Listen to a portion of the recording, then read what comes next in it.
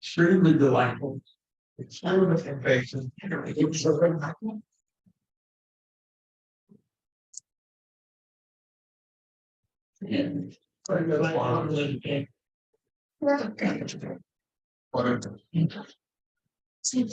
He's working on this.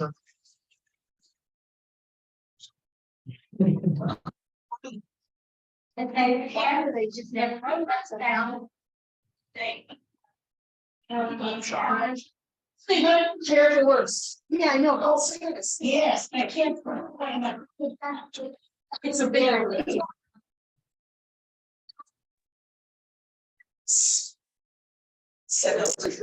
Yes, we have my number. I need a motion.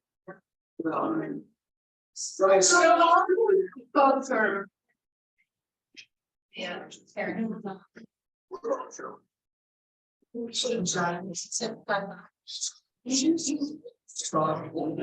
Seven five loud. Yes, yes.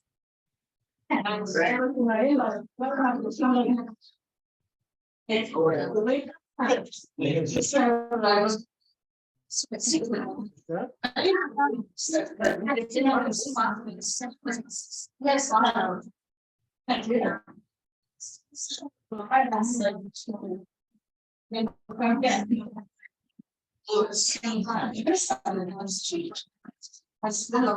So, how are we?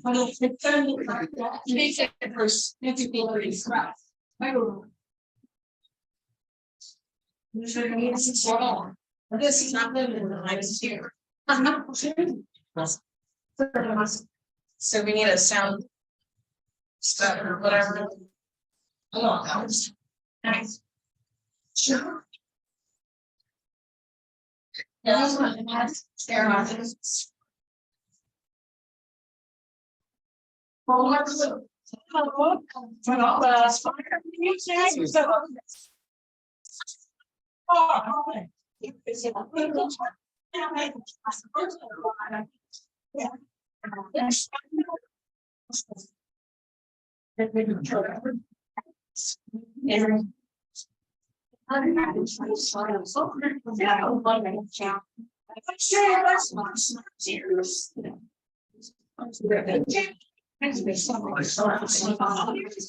have to send your money for the postage.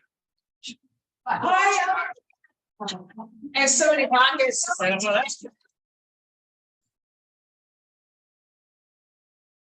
In the what happens? Well, I was the library the other day. I run my test case. I would share. That's how, you know, so, oh, I must have be very pretty not hard. And just yeah, I'll tell you that's really something smart. Yeah, that's right.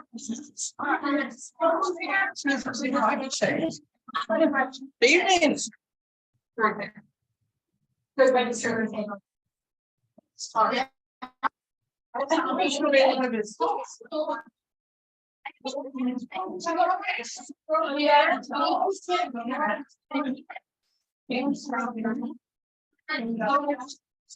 You guys get there?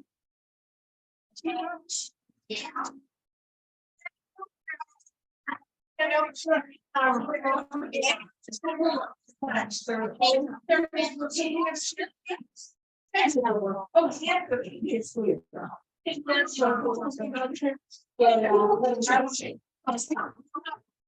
Hey. Yeah. How are you?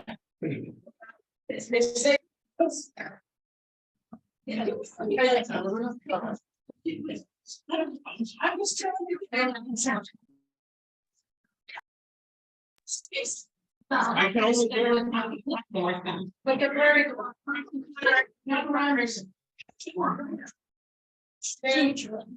These government delays are. I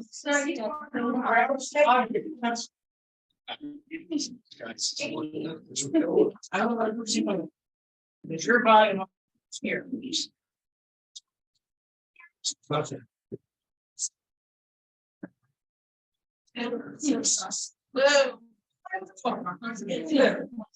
Raise the doors.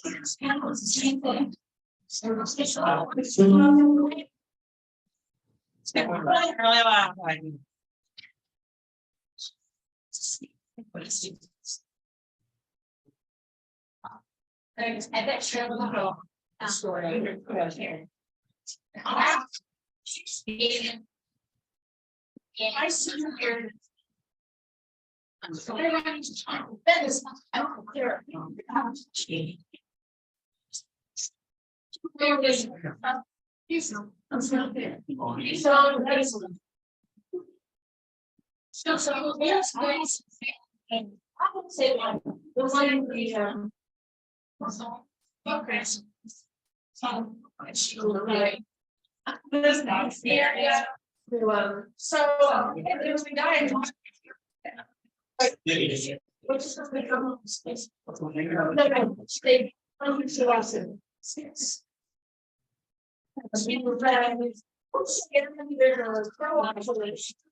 That's all already.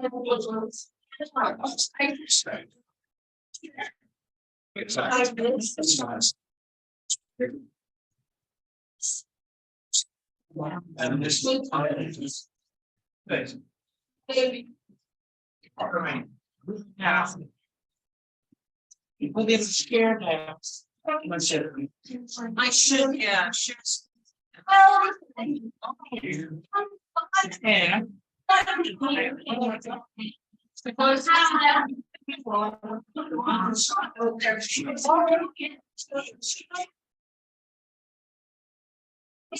Up in. No, that was it. Hi, Louise. Can I hear anybody? I can't tell. Can you hear me? It's too loud in here. I can't. Or I'm, yeah, I'm. Sounds. I We're I almost. do have a question for you if you can hear us. Can you hear us? Can't hear us. Please. More choices. Well, Ann will get that. Also.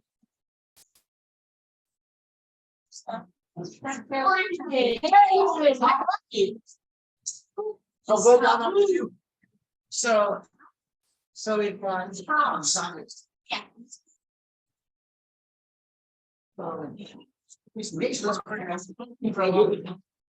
Sorry. Okay, so it's.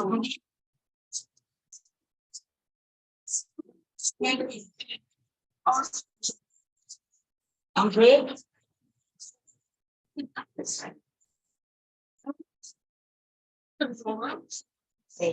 Just say this. Here. Trying to burn.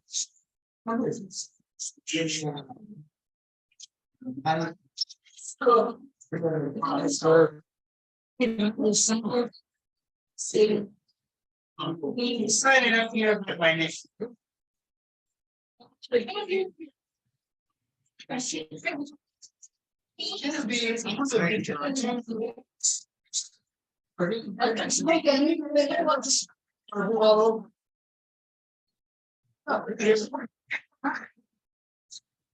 Oh, you love them.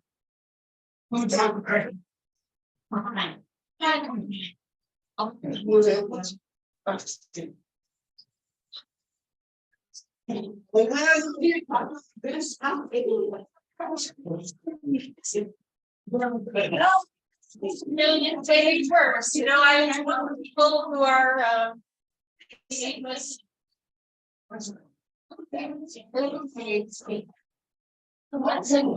Yes, yes. We might know my husband was I'm kidding. The dorm room. Awesome. The dorm room. That's nice. However, let's go. So I would. Here's that. You want to say, just tell me when. Well, what else you want to do? Oh, it's fine. It's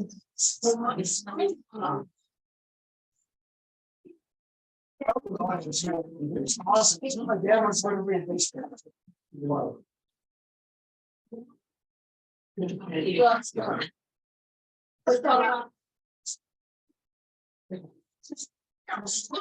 There's some fruit. He was there most of us. Was your thing? So you got everything. Yeah, well, 6 weeks. Well, I was making. Oh, where did you get? 21 hours. I think it's some answer. It's weird and it's like Germans only bring up. They go for the last day to somewhere. So here, that's one of the reasons. Yeah. It's the sound. The group is so hard. I want to go back and because that talkers and girls. Hey,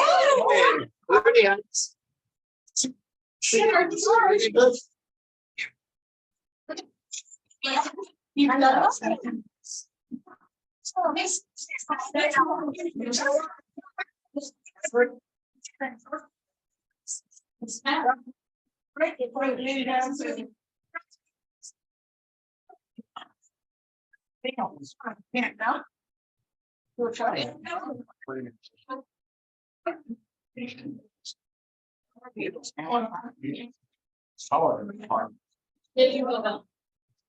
Oh, yeah. Yeah.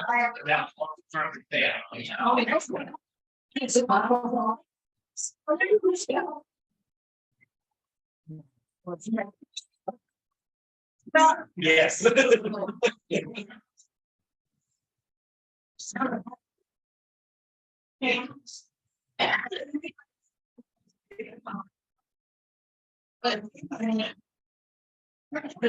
Because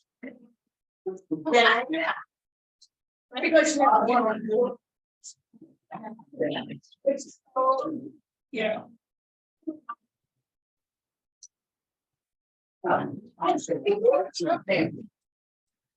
You're right.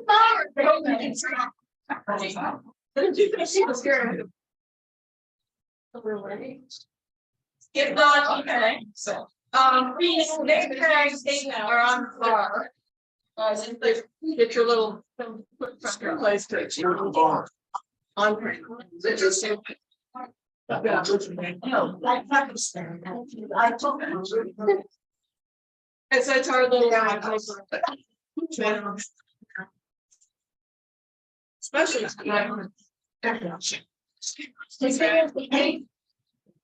It's already terms.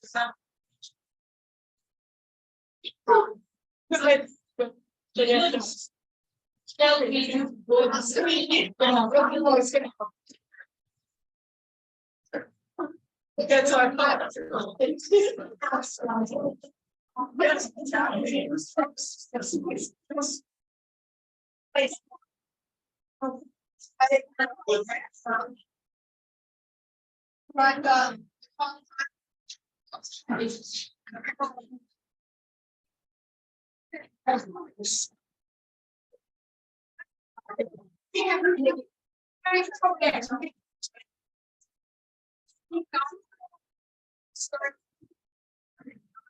I'll say happy.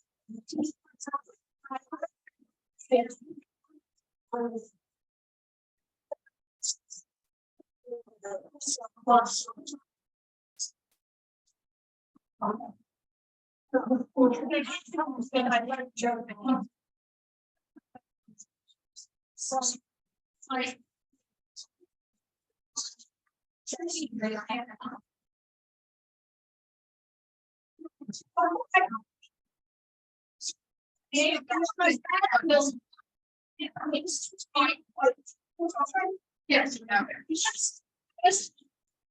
Yeah. Okay.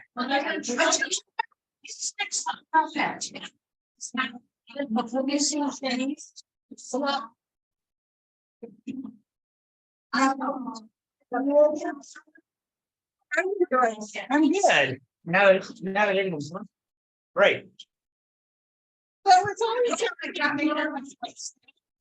Yes, indeed.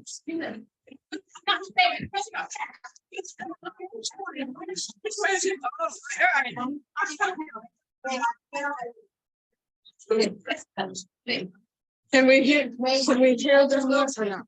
I don't know. Okay. We'll get it. Yeah.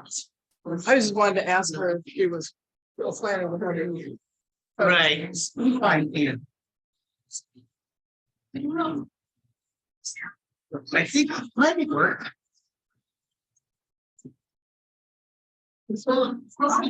Yes. Listen.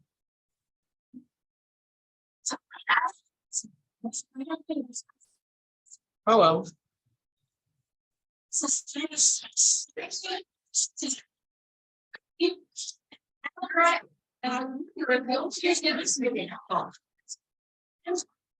Yeah, it's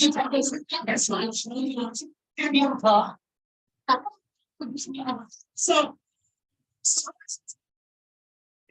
he's just around so say that I did. I go to that whole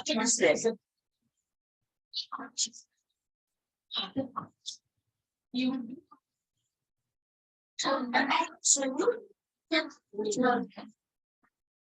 what's the next one? So I'm testing. So there's a while. So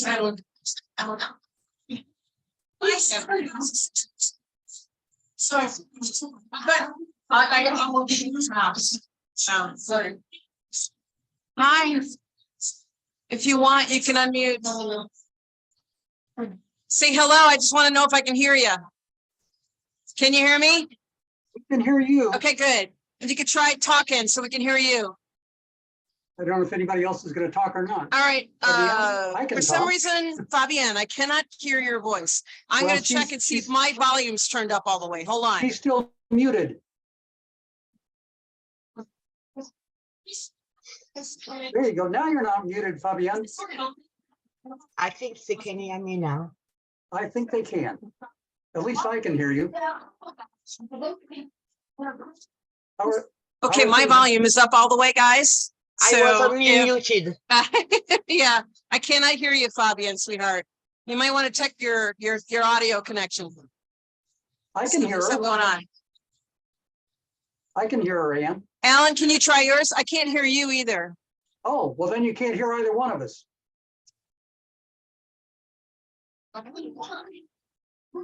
We can hear each other at least. Yes, we can. And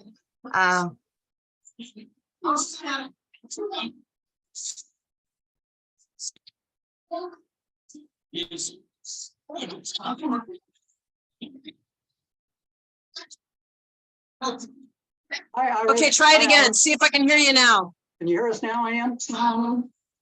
Okay, that was magic. I had to change a setting on my end. Hi, Ira. I can't hear you, Ira, for some reason. I don't know if your sound's not on. Are you muted? No, you're not. How about now? There you go. You're good. We can hear you now. Yay. It Yes, I can helps hear when I all use of my you. voice rather than just move my lips to fool you. It's good to see you, Ira. It's good to see you too, Fabian. Thank you. Did you get to see Good Mark to see you Walters? I was at Sorry? the Ash luncheon this afternoon, so this is an all Sherlock all the time day. What did you say about Mark? Did you see him yet? No, next weekend. All right. Well, he's He's got a very gift for busy. you. I sent your books with him. Yes, I know, but he doesn't fit in his suitcase. He wrote me a Good. mail. I think I will have to pick it up. But he's bringing me the tie. All right. Well, I went through you have to understand, I just moved into my house. Everything was buried in boxes and a couple of the clients came over, Mark and Susan Lehman, to help me go through every single box of books so I could find your books and Yeah. send them to you. That's nice. That's nice. But I'm really happy I could get this book, but it's kind of a pain in the ass to get them from USA to France. Yeah. But we will do it. We'll find a way. We'll find a way. What you Hold on a second. think. Sorry. Just a quick announcement during the cocktail time. We have the club tie is in, and if you bought one, you know you bought one, and they're over here, we have it. So come over here to the table over here in the corner, and you can get it. That would be really good if you got it. So that's it. Come get your club tie. As you were.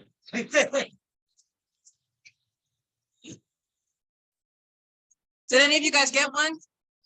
Sam, I think Fabian got one. I Yours bought is one. coming. Yeah, yours is getting hand delivered. Yours is getting delivered.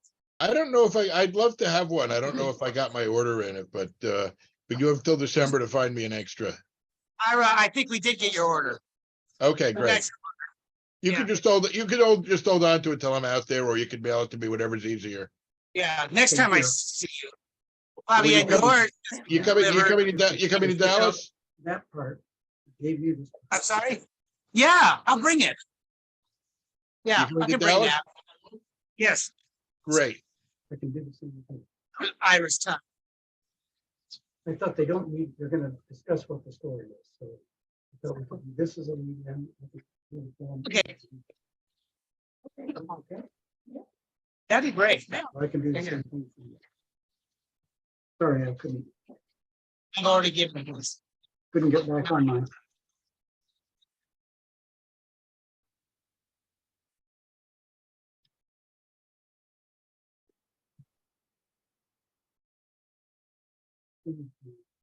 She did. And we have to sit down. I gave Mark his. I gave Mark. What? And Bobby, yes, too.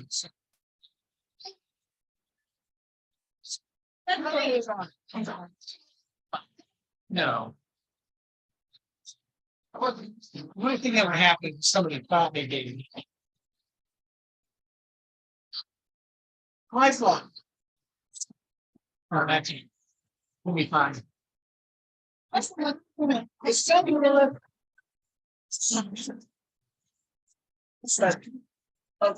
I would have been smart. So you're going. Are you? I'm driving down. So maybe.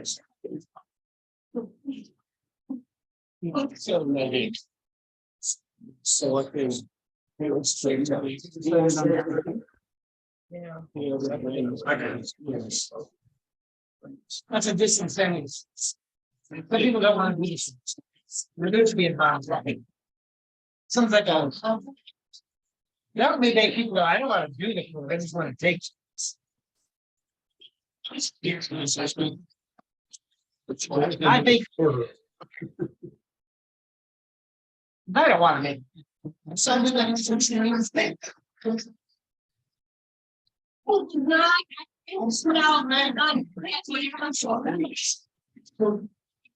I don't know.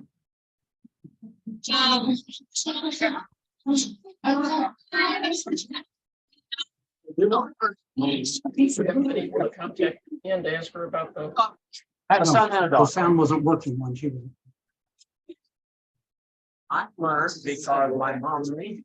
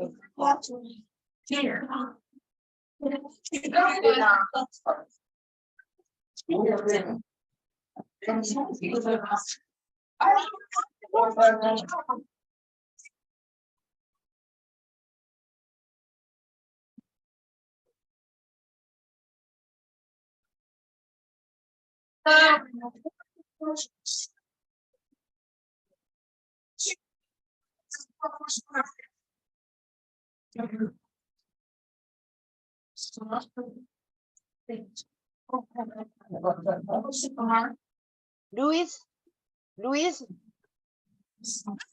Yeah. are you still okay to read my toast? I'm going to read your toast. Yes. And Thank I am you going to very hand much. out, I'll do the quiz, hand it out and do the answers and all that. Yes, but I saw on the program that Shelly and Andy did the quiz. Haven't you So seen? any- Haven't you seen? I got the program.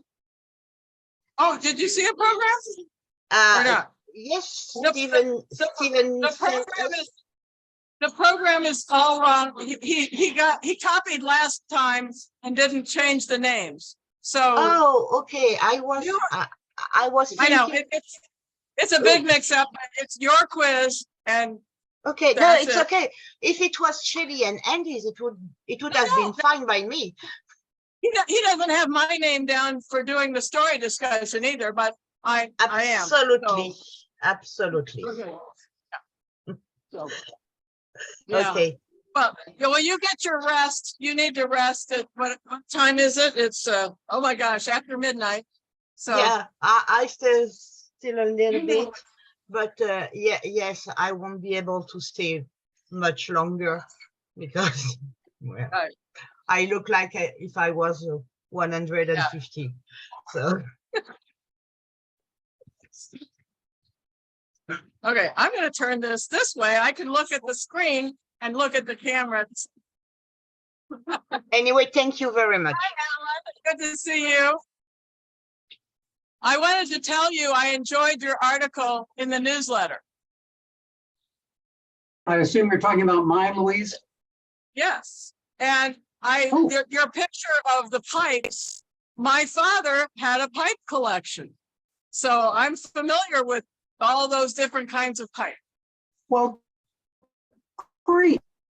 I'm glad to hear it. I do have a quick question for you. I ordered a tie and I didn't send you any money for postage. So can you at some point let me know what that is? I'm going to ship the ties, and we're not going to charge anybody who's out of town. We'll just assume that cost. So the ties are here tonight, and I will mail yours to you. Okay, great. Yeah, I know you got my check, or I know you got something because you told me on Yeah. email. So, okay, great. Well, if you need postage money, I'm more than happy to do that. Oh, I know. No, we have about half a dozen or so out of town, and we'll just take care of mailing them. So, Thank you so much. right, well, and Fabienne's is being hand delivered because Mark Walters is on his way to Europe. So we're not having overseas shipping. Wow. A very fortunate turn of events. Yeah, right.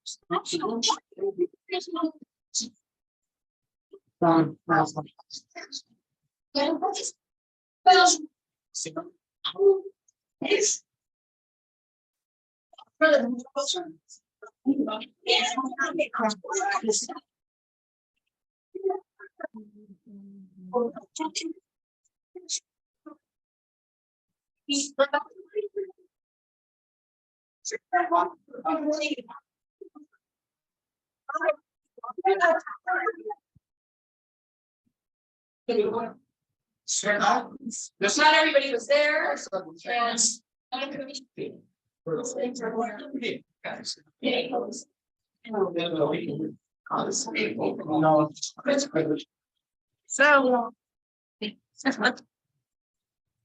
I'm not sure. I mean, I don't really have the blouse to put this on with.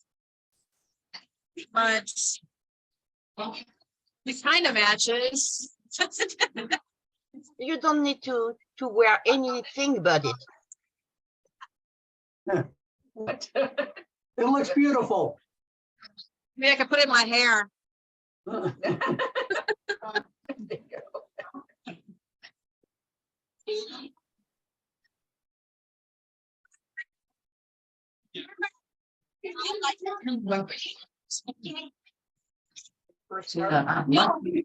You want to spend the rest?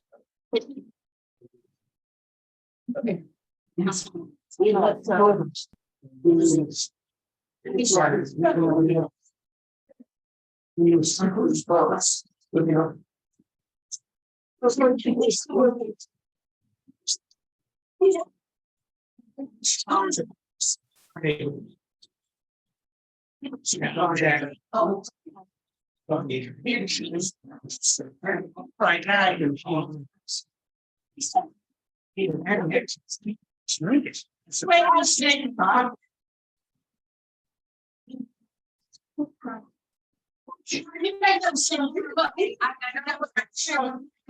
Oh, good.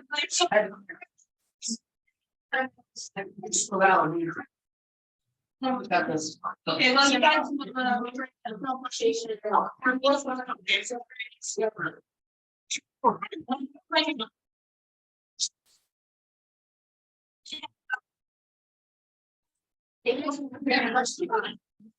Well, so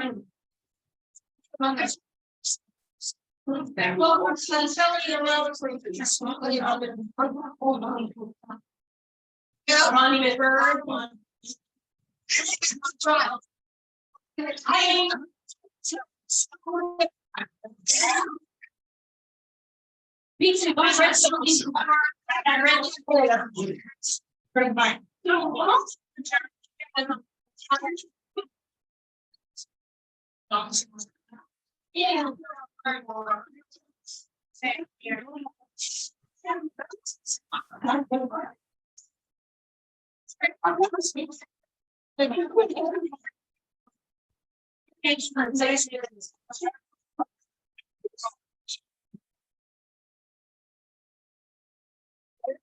Ira, Hi, how are you doing, sir?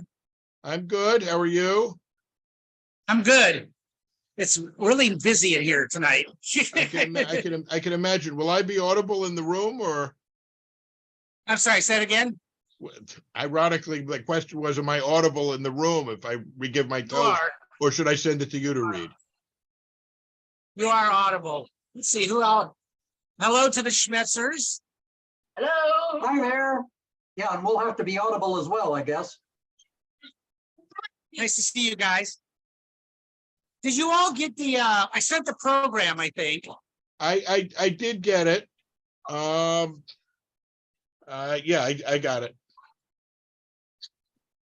There was still one blank in it under story discussion. It said insert name or something. Yeah, it's impossible for me to get that right.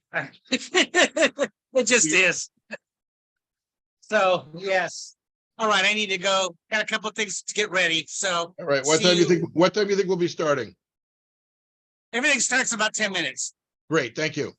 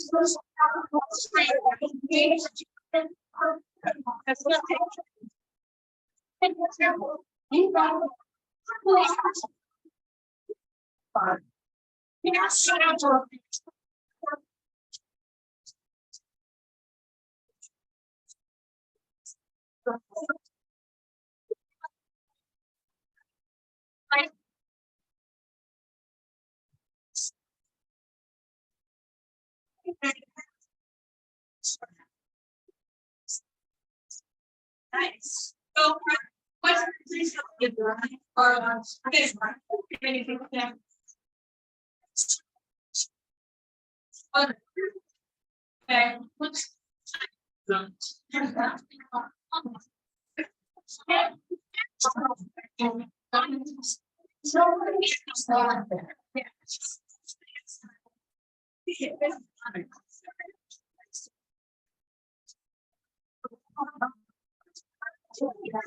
They didn't just. Meeting only at work.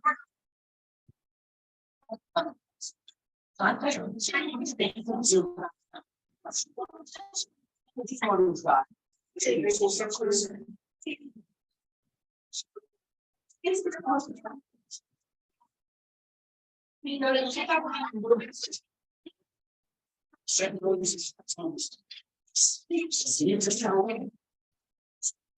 No.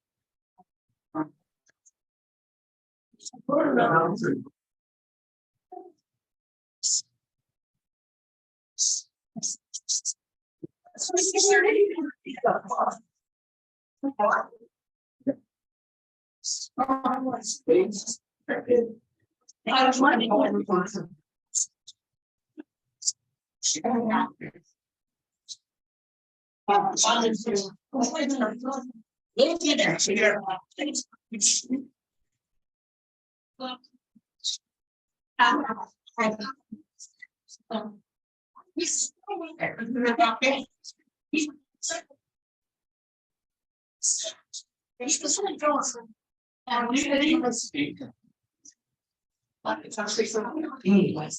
I wouldn't say that. Some in the 80s, it was. 80s, they were getting. Was there great? More times in Irish labor. Okay. When you're talking, I don't see it.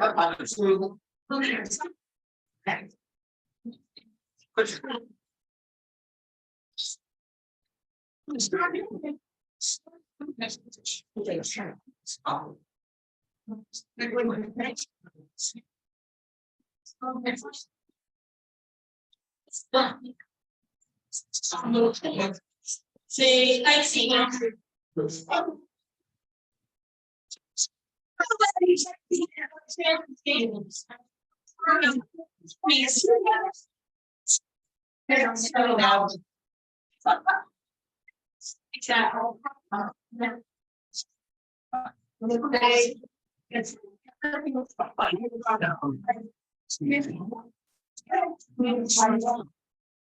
Yeah, right. Thank you. I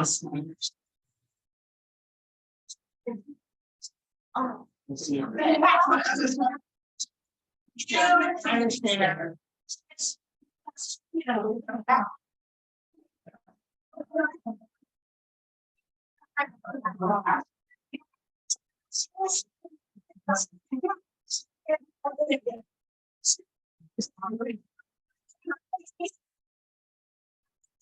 Hi, friends, online friends.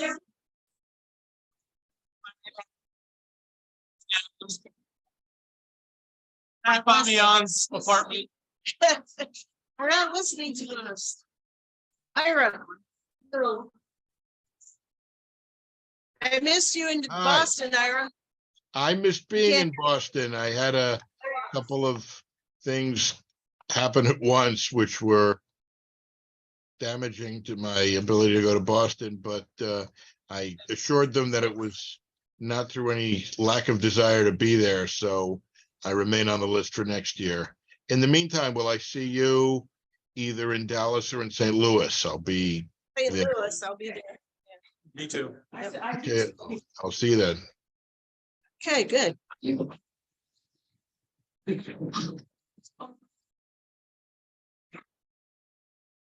I got a picture.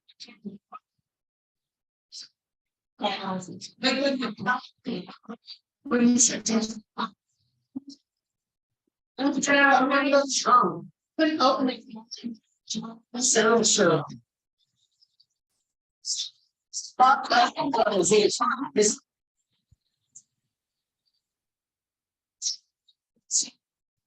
Yeah,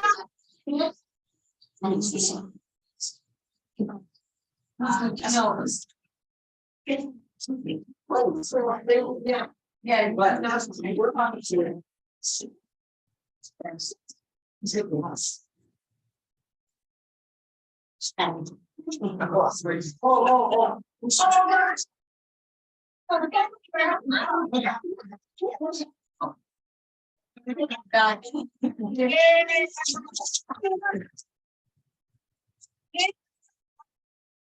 Right. Did you see that?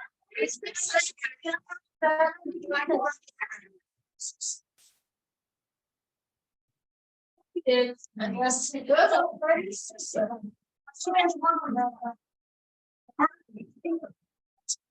That's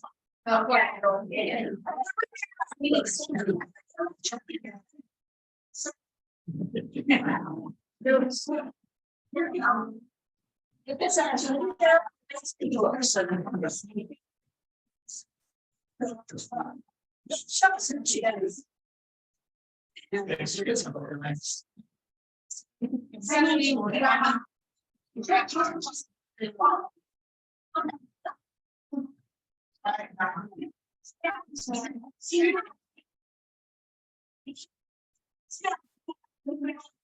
know,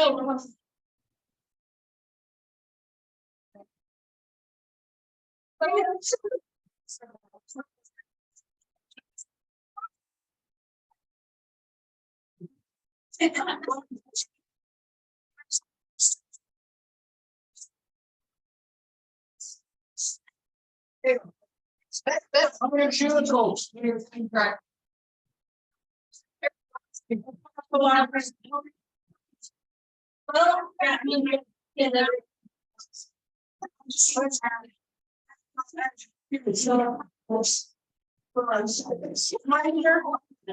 have to say hi to the Zoom people. Hi, Zoom people. I don't know where I'm Nancy, supposed to be how looking. are I guess you? I'm. Hi, real people.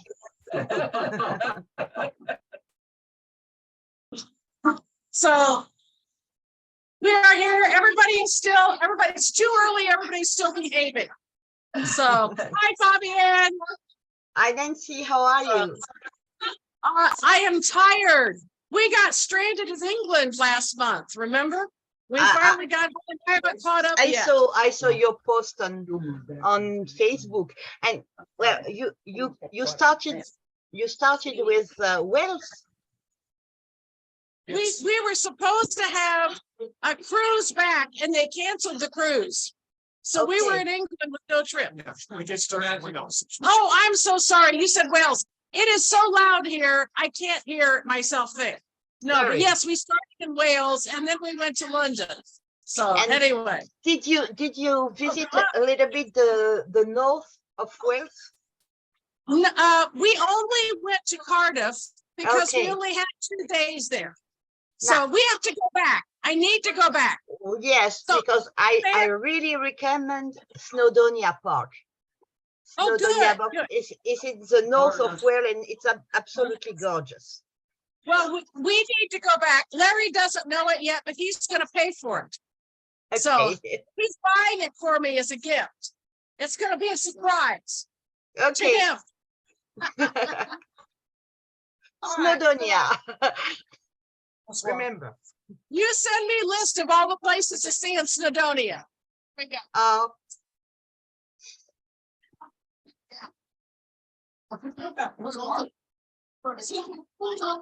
Thanks.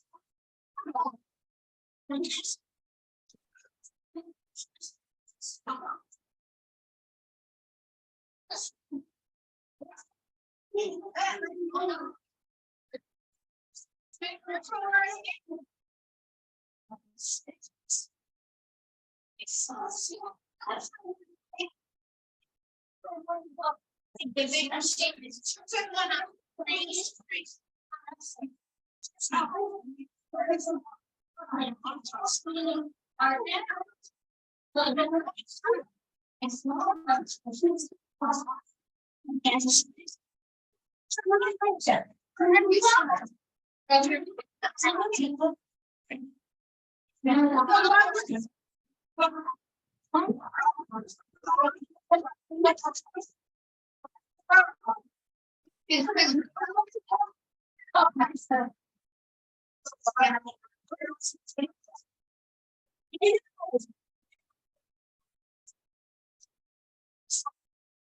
you ready? I'm gonna call that picture. I don't know this. Begins. Say what? Mark Jones. You're ready, I'll call it up. I mean, you don't even put that yet, but.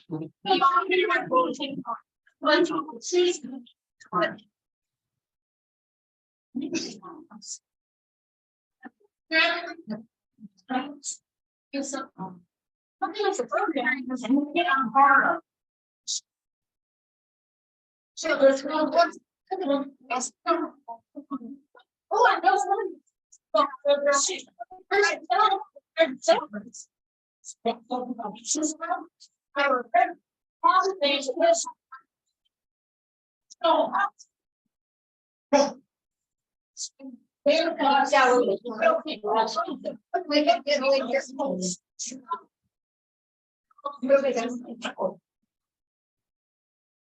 Here we go.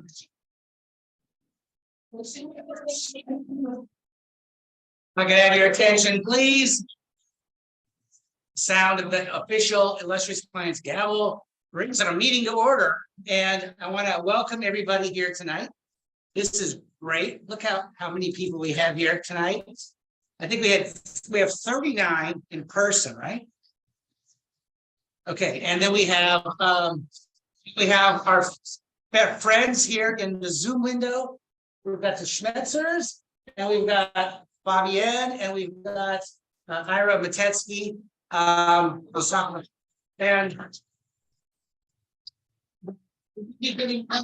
here, another member logging in a bit later, and his reason for being tardy would be entirely justifiable, as you'll find out. So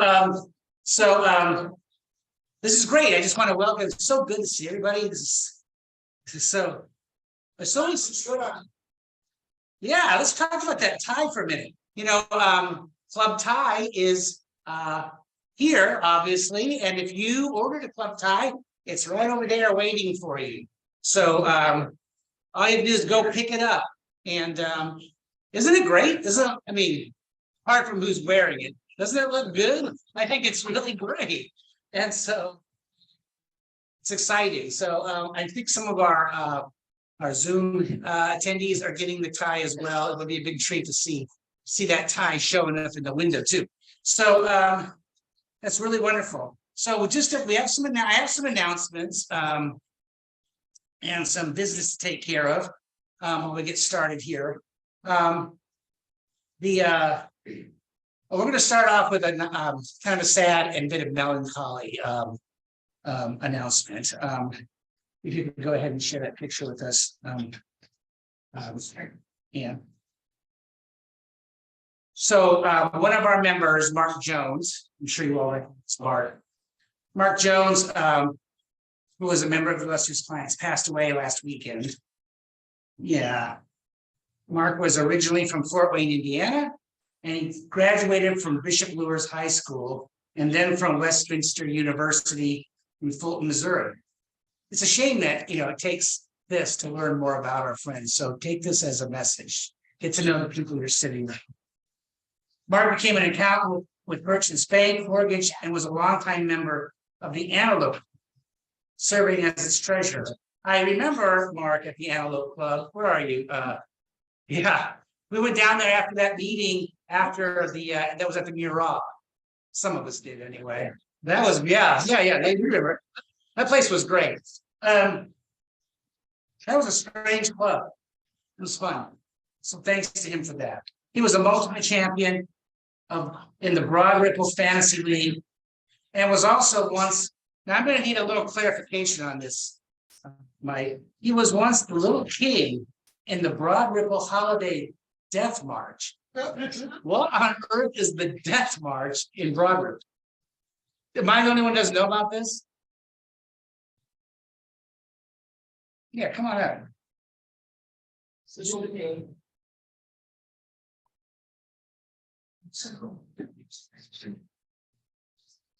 Quiet, hello. Wonderful holiday that originated in 1977. What turned out to be the 10th Friday in December, which is its second date ever since. And thanks to the wild people that you know come from the University of Notre Dame, that 1977 football season for the last senior game, I go into the senior bar. They got all the signs up around there where the senior death march starts after the 1 o'clock class period. And they put out their itinerary all the way down to South Bend and back. And it got so big after a year or two that the police came out and barricaded. But anyway, so 4 of us started it back then and kept growing, doubling for so many years. And the pandemic kind of took the wind out of our sails. But we did celebrate, considering it's something of a marathon. Our button, we produced a button for each year. And so this year we decided to copy those disgusting 26.2 buttons and just go with 45.0. And that's the story of the holiday. Thank you. Remember December 19 every year. I learned something about the death march. Mark was also a man of good humor, and he was a faithful member of the Illustrious Clients. So I would ask you to raise your glass in memory of our fallen friend, Mark. Here, here. All right, well, let's move on to some other announcements, some business. Regina, I would like you to come up here and just say a few words about your meeting and your meetings and your invitation to the clients to attend them.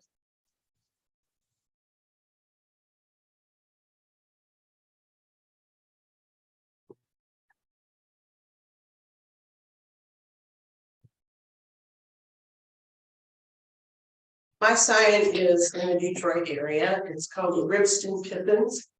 And we are celebrating 35 years this year. And our next meeting is next weekend, next Saturday, and Rudy is going to be speaking. And so we invite anyone that wants to come up there. It's a 4.5 hour drive, but it's all expressway. I come down here to your meetings, and so you're invited to our meeting. I think Steve passed the invitation on to the membership here. So if anybody's interested, welcome to come.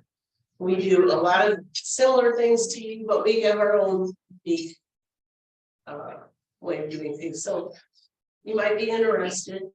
And that's all I have to say. Okay. Thank you. I'll vouch for her meetings, for the Ribston Pippins meetings, I should say. A number of us have gone. I know Mike is gone, and Louise is gone, and Mary Ann's gone. I've gone, Ann's gone, and it's really a good time. It's a long drive to spend the night. It's fun, and I can tell you there's some really good used bookstores up there too. So it's worth it. So think about that. If you can't make next week, and I know it's kind of short notice, but Regina has a lot of meetings with the Ribston Pippins, and it's always a lot of fun. It's a really good group.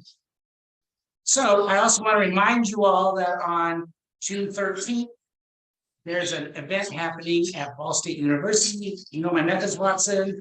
It's the lecture by Shelley and Andy Gage at Ball State. And when do you guys come up and just talk a bit about that, just for a minute, and tell everybody, remind everybody why you need a plan to go, because it's great.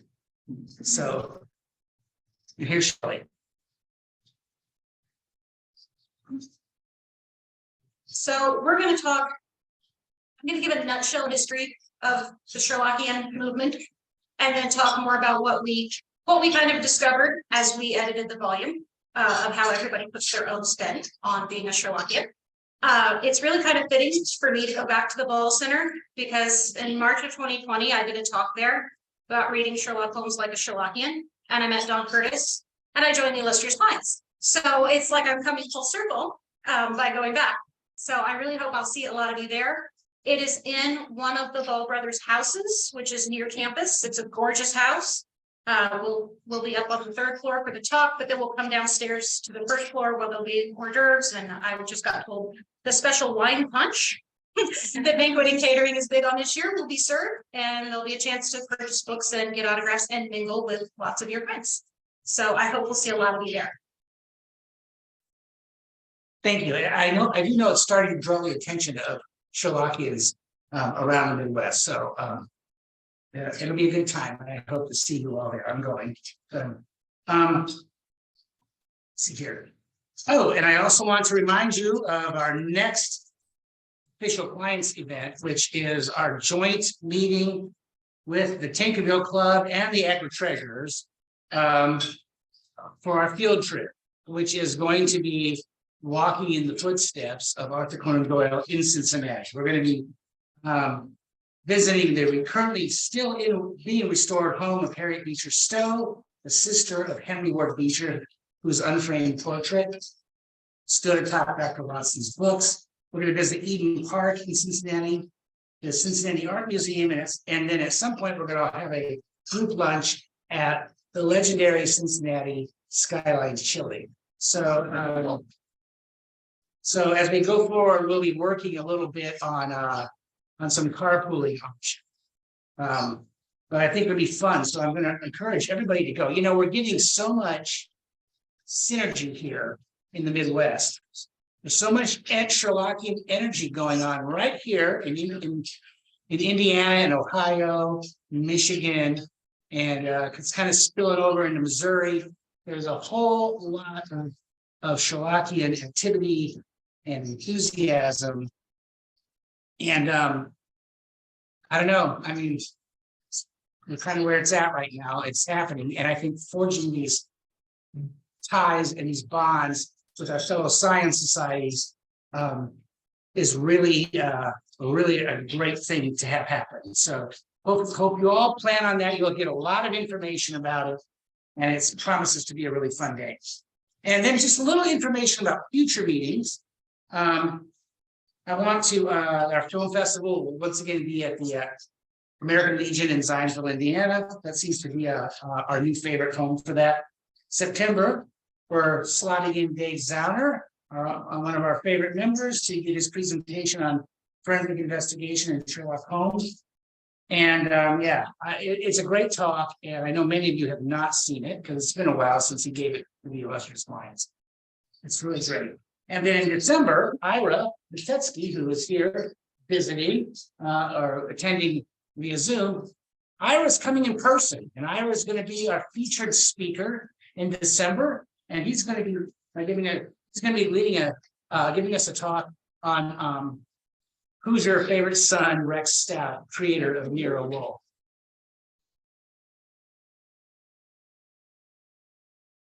So we're going to be doing that. We're going to cook up some extracurricular activity that same day in Noblesville, which of course is the location of Rex Stout's boyhood home.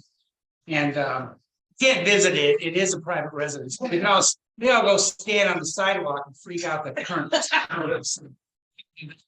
So and we can we'll probably have a lunch midday over there, and then we'll head back that evening and have a meeting. But it's really exciting to know that we're going to have a great guest speaker, Ira Mitetsky, will be joining us in person, and we'll probably have an afternoon reception as well in Doyle's Irish Pub. So all of that, just look forward to December. I know that's like December, so it seems like a long time, but it'll be here before we know it. So does anybody else have any announcements? We're not doing show and tell yet. Any announcements they want to share with somebody or with the group? Okay, well, in that case, let's see that. I do have another piece of business. We have a membership certificate to present. Great, oh, good. Okay, I would like to welcome Erica Dowell to come up and receive her membership certificate. Erica, Eric library in Bloomington, and she's become a regular at the Illustrious Clients meeting, so we're very happy about that as well. And so, Erica, I'd like to formally welcome you to the Illustrious Clients meeting.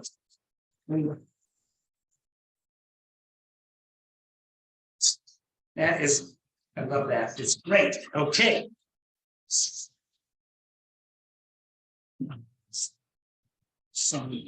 Okay, I think that's it for the moment, but we're going to start toast in about 5 minutes. So hang out, everybody in the window, and we'll be kicking off here the rest of the program in just mere moments. Thanks. Hang on.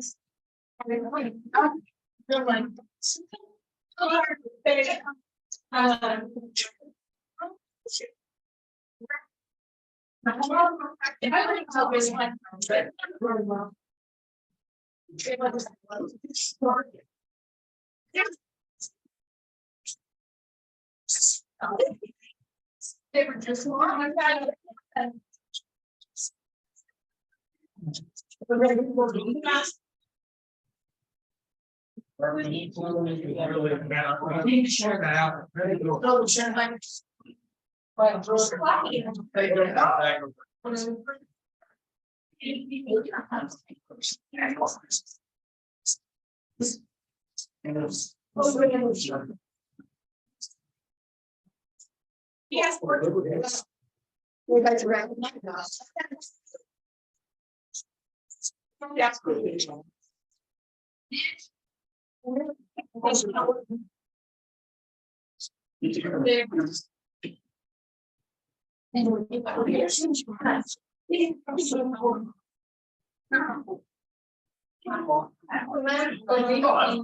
Yes, you raised it.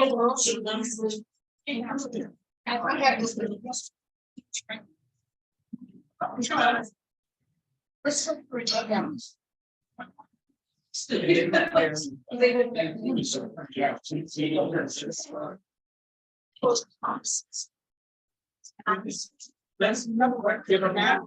Still not.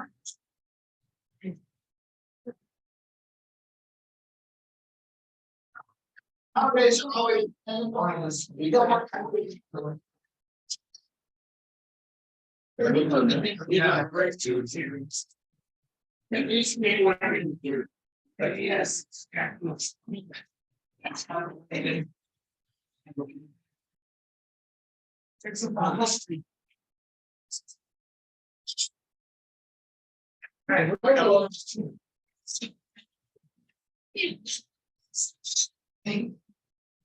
well, tonight. I can go. Let's have one by now.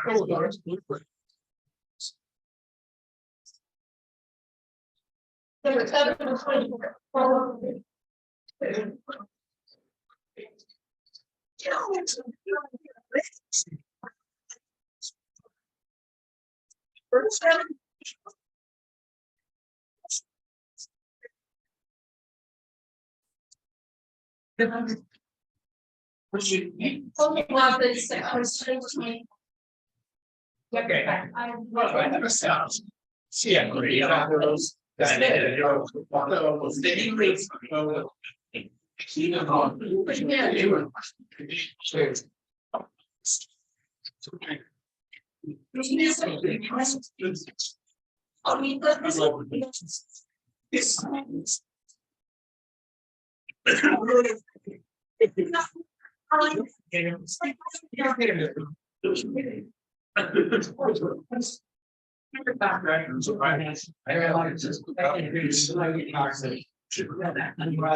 So. We are shy. Yeah. Yeah. West was shut. And West is. Tables, how long they're choices. So it's. Well, that's not.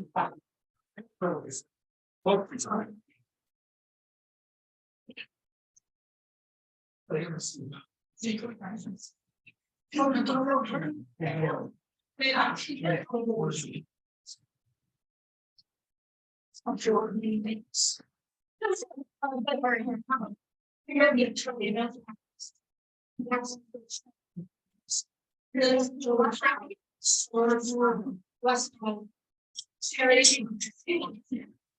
And there's also.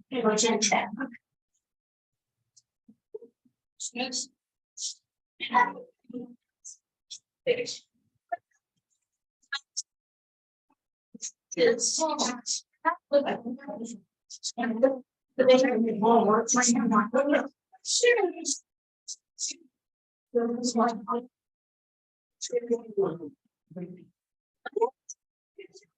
Check in on.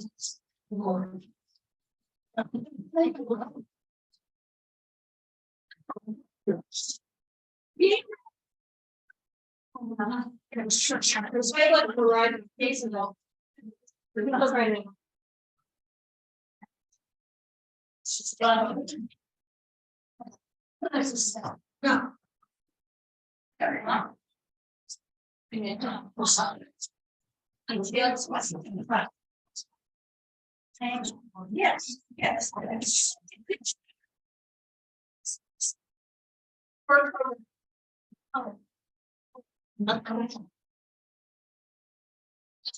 I know food is arriving, that's fine, but I would like to invite Shelley Gage to come up and offer a toast to Mr. Sherlock Holmes.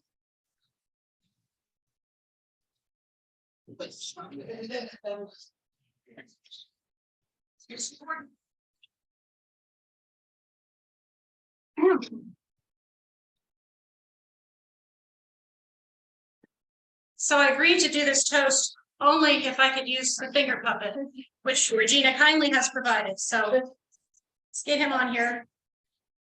So I have a few questions for you, Mr. Holmes. Red rum, red rum. Let's try a different finger. Hand over. Put down the open pipe, okay? Calm down. All right. Looks of the cameras.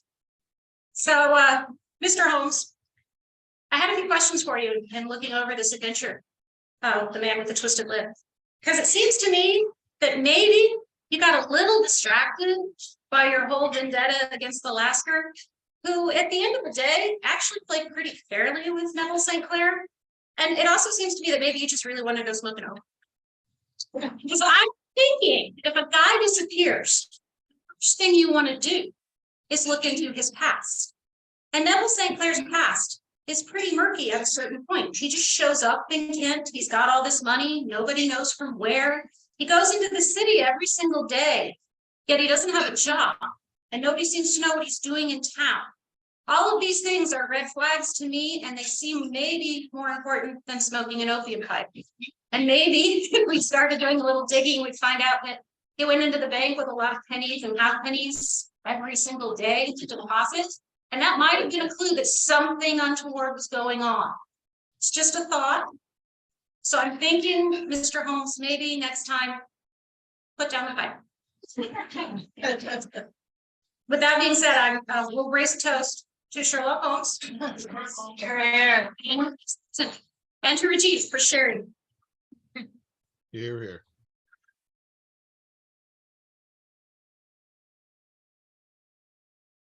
It's opium.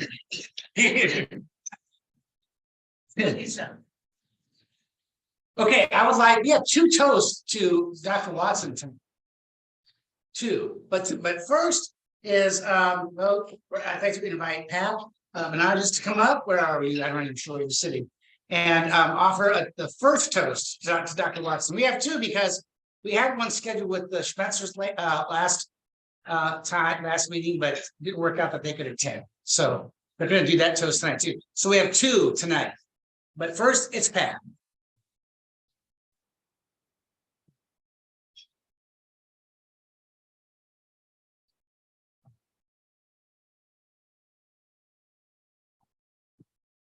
And like he said, this is for Watson. I don't want to rule them out. Okay. Even though it's toward the end of a busy day and Watson has not been home long, he's already thinking of bed. And even though he's thinking that, he and his wife welcomed an agitated Kate Whitney into their home. Kate's troubled that her husband who has an opium habit, has not been home for 2 months. This is not the first time counsel has been sought from Watson, not only as a doctor, but as a friend regarding the man's condition. However, this time the wife has learned her husband's location is at an opium den called Bar of Gold. Watson volunteers immediately to go find the man, knowing the place would be dangerous for the young wife since it was bound to be filled with lowlives and ruffians. Although the aforementioned lowlives could also put Watson at risk.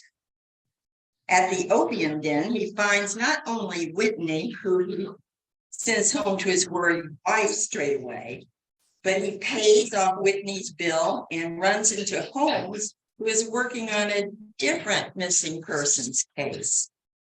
Holmes asks him to join him, and Holmes tells Watson that he has a great gift, a silence that makes him a good companion, makes him invaluable as a companion. And then, as usual, Holmes uses Watson as a sounding board for his thoughts on the case until the case is done. To Watson. Here, here.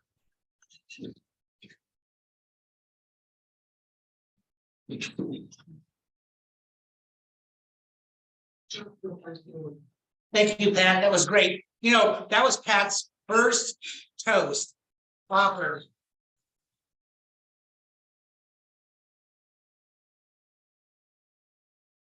And that reminds me, I want to take a moment to talk about participation in the club. You know, I was so delighted that Pat decided to volunteer to step up and do a toast. And anybody here in this room can do the same thing. One example of the high rate of participation that we're experiencing is seen in our latest Illustrious Clients newsletter. It's a term to touch. You all got the newsletter, right? Can you believe this issue, how great this issue was?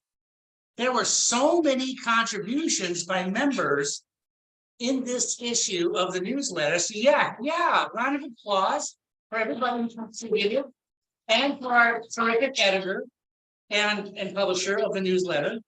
Did you notice that in the letters column, our member, Nicholas Meyer, was so moved by the previous issue that he wrote a letter to the editor about something that was in the newsletter? It is awesome. It is awesome. And the club is just, our club is just really happening. So hats off to all of you. Hats off to Shelley for the newsletter, and just keep contributing and keep volunteering, keep participating in the club, because that's why the clients are so robust right now. And we're really enjoying really great period of time here in the club. Okay, our next toast. I guess Fabienne had to bail out. I mean, it is midnight there, right? So let's I'm going to ask Louise to come up and step in for her. So Yes, Fabienne needs her rest, and it's after 1 a.m. So she and I worked together on the quiz, which I'll be handing out later. She did the quiz, and I had it trained it up. So I said I would be happy to give her tonight, and she sent it to me, so I will read it. Ce soir, je veux revendiquer quel type exceptionnel est Neville Saint-Clair et montrer la manière subtile après qu'on endure de ce qui, dans l'homme de la lèvre, produit. Oh, wait, I'm supposed to read the English version. Sorry.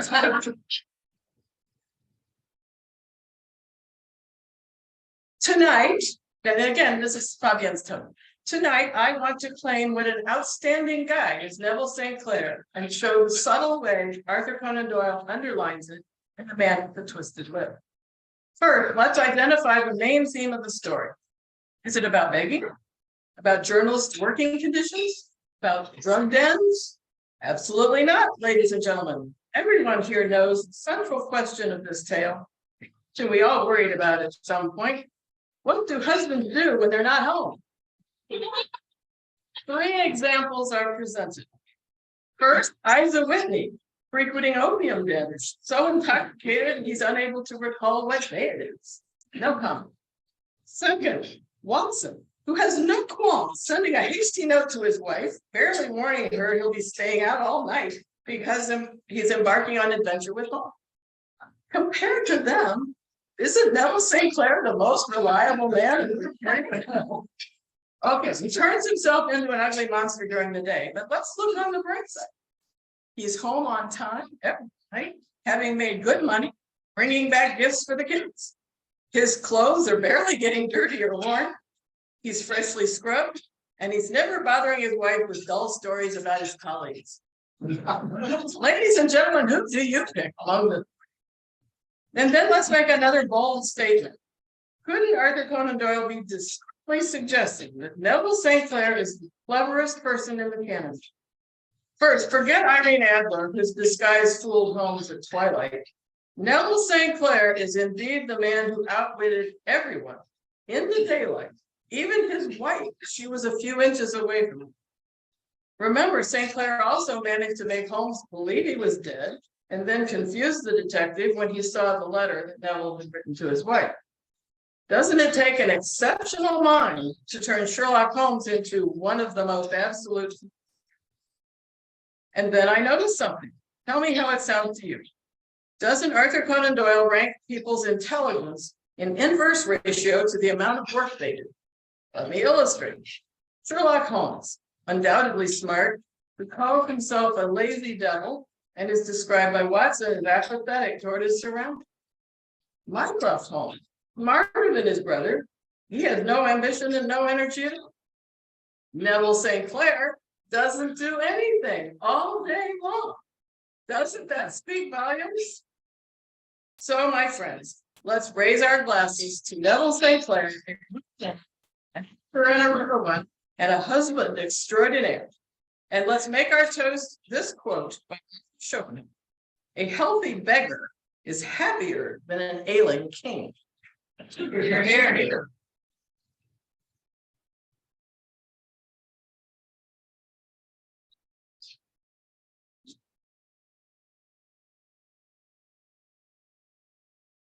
Well, I think Fabian said she's gonna watch the recording later, so well done. Thank you.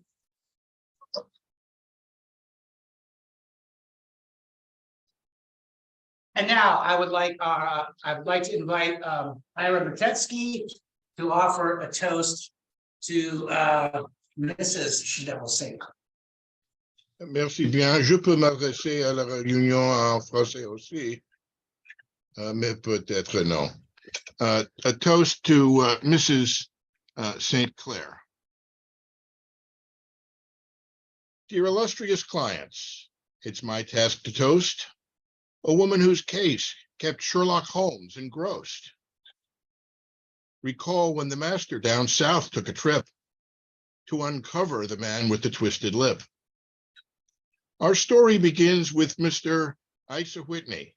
Of his many vices, I won't give a litany, because once he's found in the opium den, he's sent home and never gets mentioned again. But an opium den, what is Holmes doing there? We soon learn that he's searching for Neville St. Clair. His client is Mrs. St. Clair of the Cedars. Holmes spends lots of time there, observe certain readers. Holmes fears that St. Clair's been a victim of violence. He lauds Dr. Watson for his gift of silence. The two travel to Lee in the county of Kent, with a missing man's wife greets Holmes full of torment.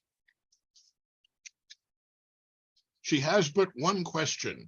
Oh, where is my Neville? Is he still alive or gone down to the devil? Holmes thinks the man's dead, but now here is his letter. A galvanized Holmes declares this is much better. Though the postmark, ironically, comes from Gravesend, it is still a good sign. Dead men no letters send. The last who was seen with St. Clair was Hugh Boone, a professional beggar man, not a tycoon. Neville waved from upstairs. His wife saw his bare throat, and the only real clue is the coins in his coat. But the man is still absent, just where none can tell, and so Boone's brought to Bow Street and locked in a cell. Then Holmes says to Bradstreet, I'll now solve this case by taking a sponge to the prisoner's face. And Neville St. Clair by this means Holmes unmasks. The man is embarrassed, but cogently asks, does it take the wit of the priests of Delphi to see that I've not done away with myself? I say, you cannot hold me. I must be released. This can't be a murder if I'm the deceased. But Holmes warns, you'll still pay the wages of sin. You'll go home and your wife will ask, where have you been? I don't know where you were, but I know where you ain't. But I still love you, Neville. She must be a saint. And so let us all raise our glass in the air to the twisted Hugh Boone and to Mrs. St. Clair.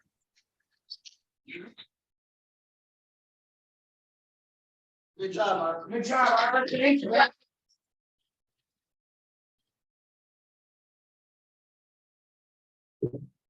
That was good. Okay, we'll do a little Sherlockian show and tell at this point before we carry on. Who has a little show and tell? Mike, you raise your hand first. Come on up and give us show us the tell.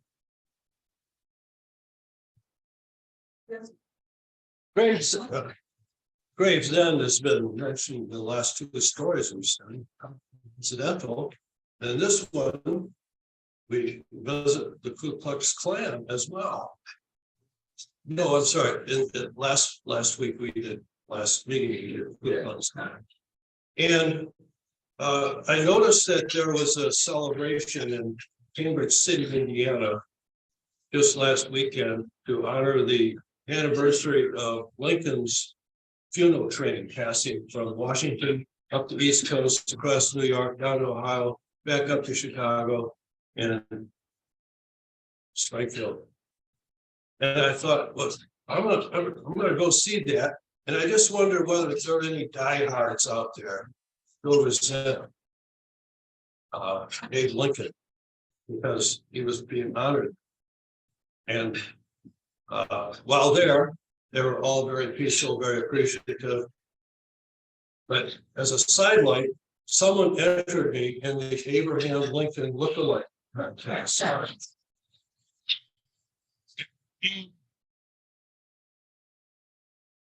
I finished second.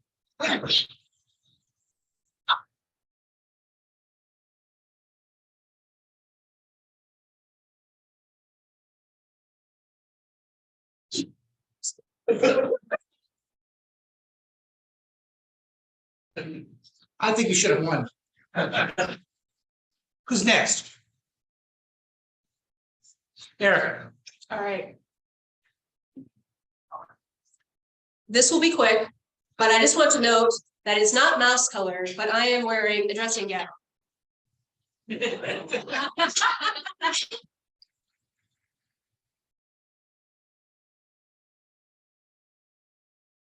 See, there was somebody, Rudy.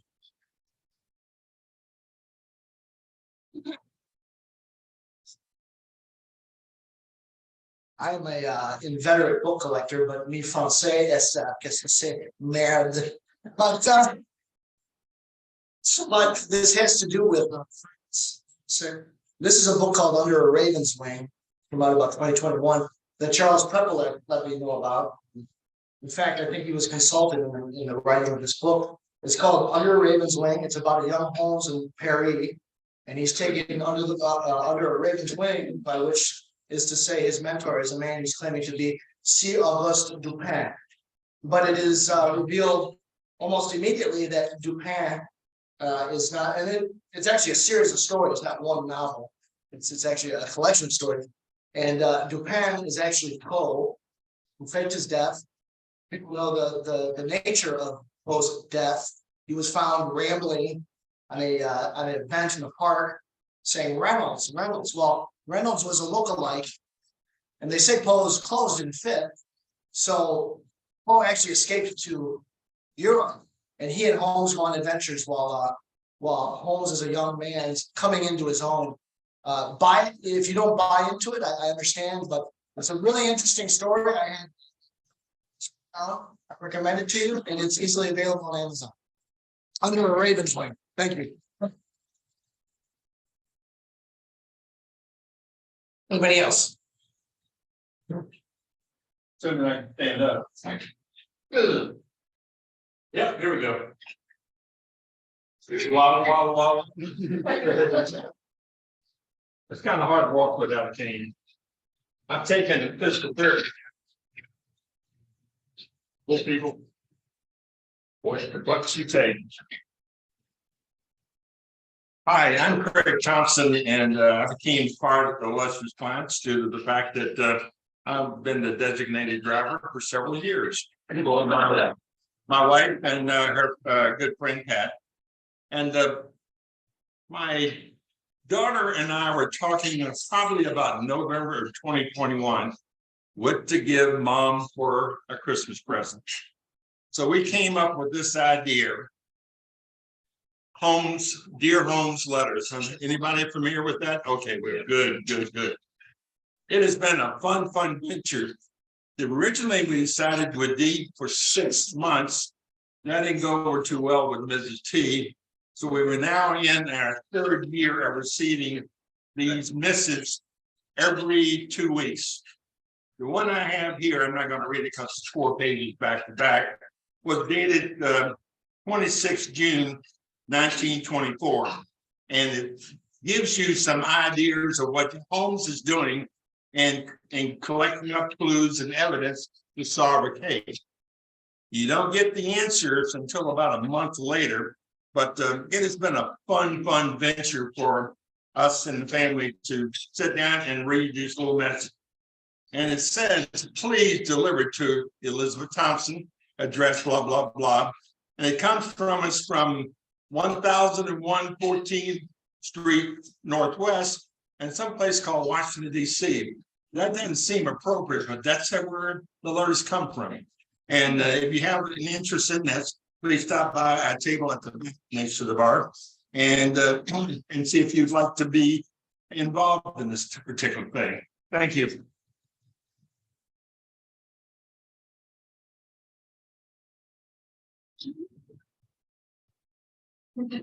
Okay, Mike, I've seen your hand come up over and over again.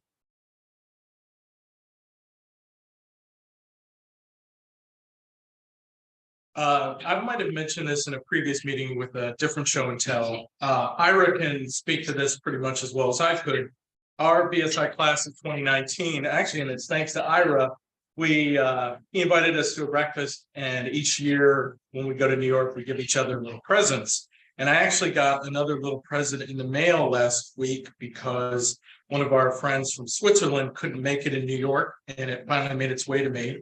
And appropriately enough, she mailed each one of us a Swiss Army knife with BSI class of 2019 and our investiture on it. And she went so far, since she's Swiss, she went to Meiringen and mailed them there and sent us a really nice postcard. I'll pass this around. Try not to stab yourself with it. It's a real knife. And actually, ironically, I had brought this from Cincinnati, but I got yet another gift from one of our Italian classmates, thanks Regina, who ferreted it away from Boston, right? Monica brought it to you. So anyway, we like to give each other stuff, and we're already, 4 years in, and we've completely run out of things to have our names etched into. So let's just say one member of our class has said that next year it's going to be prophylactics. I won't bring that in.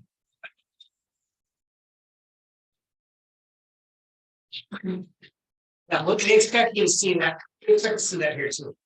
Okay, well, I have a show and tell. There may be a few other people, but that reminds me, the latest issue of the Baker Street Journal is out. Actually, the summer issue is already in production. Oh, here it is. This is the first issue under the change of editorship. Dan Andriaco, who you know, is also a member of the Illustrious Clients. He leads the Tankerville Club in Cincinnati. And the associate editor is Mr. Mike McSwigan. And you'll find him in here, the masthead, and there's him. Pardon me? Well, I'm the publisher, but that just means they do all the work. You can just put my name at the top of the list. That's a perk, being the publisher, but it's a fantastic issue, and we're just coming hot out of the gate. So I would encourage everybody to subscribe to the Baker Street Journal. It is the lingua franca of our Sherlockian universe. So I just want to point that out, and you'll see many familiar names in here. There's that, and does anybody else have a show and tell? Oh, great. Regina, you go.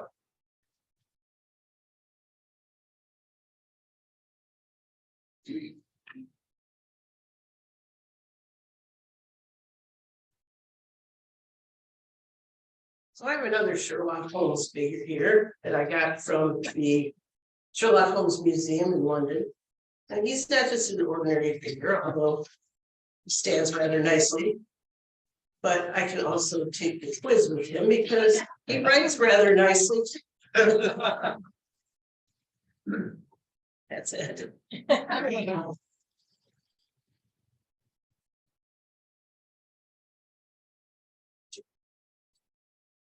Yeah. Okay, it's show and tell. First, I hope you've all bought the client's latest book, Case Notes. And if you read it, then you should read it. I did do an article in there. Copies beyond Sherlock Holmes. I have a lot of collections. One of the things, many things I collect is beach glass, sometimes called sea glass. It's technically it's trash. I mean, it's glass that was thrown overboard or washed out to sea or whatever, broke up into pieces, tumbled around. The sharp edges are worn off and the shiny side is all etched. And I over the years, going to Michigan, and there's not a lot of glass there. It's really a treasure hunt. This is probably 10, 15 years worth of what I found. I mean, it's a big. Turns out, not the only person who does. I mean, like every hobby, turns out there's like everything. There's a beachcombing magazine, and it's gorgeous. All about these beaches around the world that are covered in glass. I mean, I've never been. I've been to where it's all sand and rocks, and maybe you find a few pieces. So this actual issue, by the way, has some interesting articles, including mudlarking, which is where people go looking for treasures along the Thames, the tidal waters and so forth. They find Victorian relics and even things all the way back to the Roman times. I mean, so that's the thing. There's also an article in here about mourning buttons. That's black. This man just found, watched it on me. But Queen Victoria made that a famous, a thing because of her mourning. So I said in my article, case notes, I was looking for a way to combine my hobby. So now I get to the show. This is what I made out of beach glass I have found to hang in the window. It's like a sun catcher, but it's Sherlock Holmes from Brown.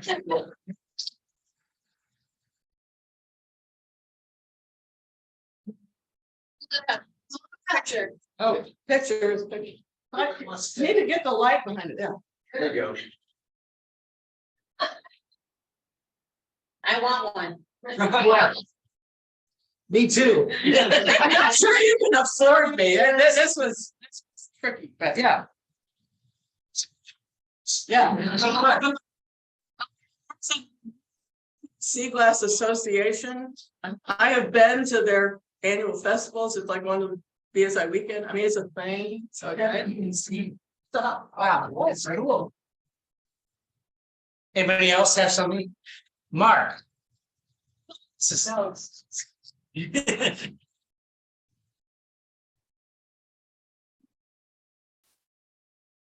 I discovered the Illustrious Clients. I don't know, Steve, if you even knew this, through a symposium. It was held back 89, 90, somewhere around the early 90s, maybe. I know Michael Cox was one of the presenters there that day.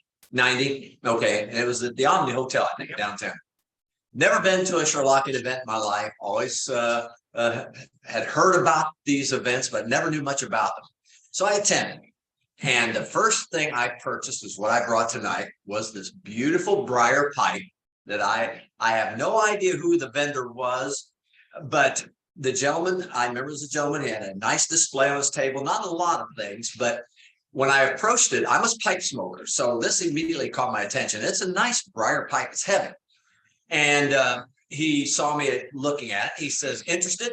And I said, maybe. I said, he says, I'll tell you what, I can't give that pipe away. Make me a deal or make me an offer. And I said, I don't know. I don't know. He said, would you give me $25 for it? I couldn't get my wallet out of my pants fast enough. And I purchased that. So that's my very first purchase of anything from any kind of an event. And it was all because of the Illustrious Clients having the symposium back in 1990. And I'd gladly pass it around to you. Some of you may not prefer to handle a used pipe, and it is used. I use it quite regularly. So I've got it in a Ziploc bag. If you want to handle that, that's fine. But yeah, that's my little presentation for the week. Well, yeah, thanks, dear. It does have 221B Baker Street carved on the shank right next to the stem. So if anybody knows anything about this, I don't remember who the vendor was. I don't know, but it's just been a great little piece. It's wonderfully well made. So there it is. I'll pass it around. Thank you, Mark. Okay. I always love to see these relics from ancient history. That's okay. Somebody, Larry, and then you. Yeah. This is not really a show and tell. I'll get up on the mic so people can hear. But And if you all know this, I apologize, but I just thought it should be noted. Haven't heard it tonight. If anybody is familiar with the comic book series, The Rocketeer, and the 92 or something like that movie, Billy Campbell, Jennifer Connelly, Timothy Dalton, I mean, Timothy Dalton's character in that is named Neville Sinclair. And it is a direct lift that the author of the comic says, yes, he took the name from the Sherlock Holmes story. So again, it not a show and tell. If I had thought about it, I could have brought a whole bunch of big pictures. Our daughter is a big fan of the movie, but I didn't think to plan ahead on that. Anyway, purely a trivia thing, but yes, Neville Sinclair in The Rocketeer is named for Neville Sinclair in the Holmes story. That's it.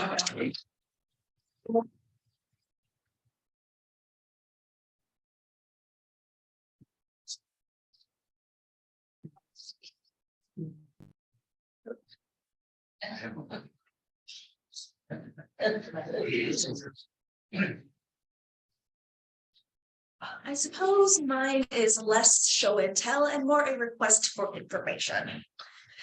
I have been part of the Illustrious Clients for more years than I can count at this point. And I am taking my first trip abroad this summer. I'll be going to Edinburgh, Glasgow, and I'll be there for 9 days. So if you have any Sherlockian location recommendations or requests for photos, please let me know. Otherwise, it's just going to be the catacombs. Yeah,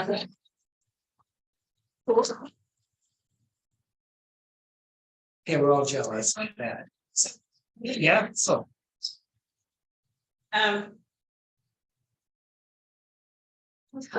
This is similar to what Larry had on a reference in another show. I don't know how many of you guys have watched Endeavor, which is about Inspector Morse as a young detective.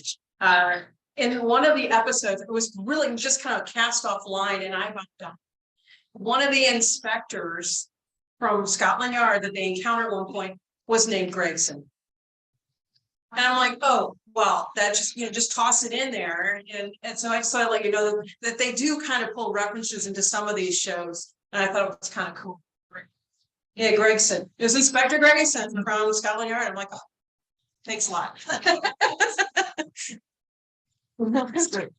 Okay. Oh, yeah. I just explained change that I wanted to go and get one of the foreign properties, but can't get a permit. Wanted to go there and just kind of scrounge around, may end up in by one of the bodies in jail. So that's has to be cautious. I give a permit. Along the Thames. Wow, really? That's just. Who knew? Okay, I have show and tell. And this is just a little weird thing. I might have to pass it around. So I don't know, it's probably like 15 years ago. I was at a book and paper show up in Detroit with Roy Pilot. And I don't know if you know Roy or not, but Roy is got like a sixth sense for finding Sherlockian material at like bookstores or book and paper shows or whatever. And so we're at this thing and I'm finding nothing, absolutely nothing. And we've split up and I come back and Roy's like, he's got like a stack of stuff. Like, what? He's like, oh, here's a postcard of the Reichenbach. Here's a postcard of 221B. I don't know, it was from the 20s. He's got all this weird, whacked out stuff. I'm like, how are you finding this? He goes, there's a guy over there who's got, he's selling, all he does is sell paper. It's anything papers in there. So I'm like, I'm gonna go find some. So I'm in there, I'm rooting around. And I found something. I found like one thing. I'm sure he cleaned it out. And I found one thing. And it was this tiny little photograph. Tiny. And clearly period 1890s probably. And it shows a man with this sort of aquiline face, wearing a deerstalker and an Inverness cape and holding a walking stick. And I'm like, This is a photograph of Sherlock Holmes. Now, here's the deal. This is genuine. This is not, this is the real thing. Now, there's a great big black mustache on this guy. So my theory is this is an actual photograph of Sherlock Holmes in disguise. So I'm going to pass this around, but it is real. It's genuine. There's no fakery about this. I found this in a box of old photographs. I'll just share it with you all. I think it's pretty cool. So, Show us the camera real close. oh yeah, here it is. If you can see it this way. Can you see it? Yeah. Ooh, okay.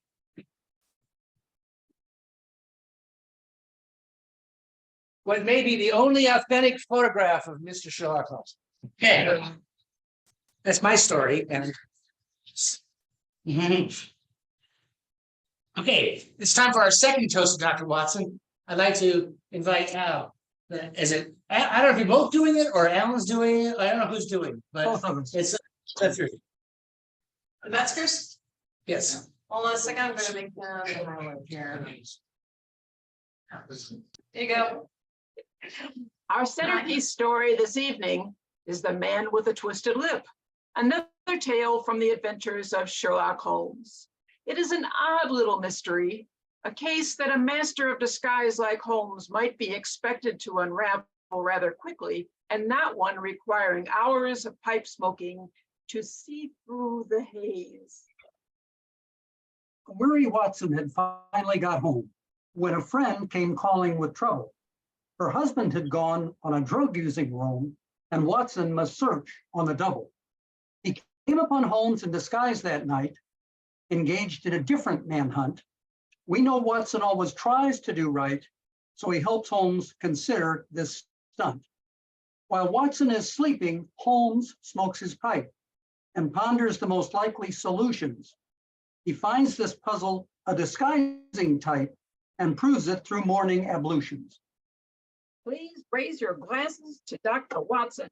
Hear, hear.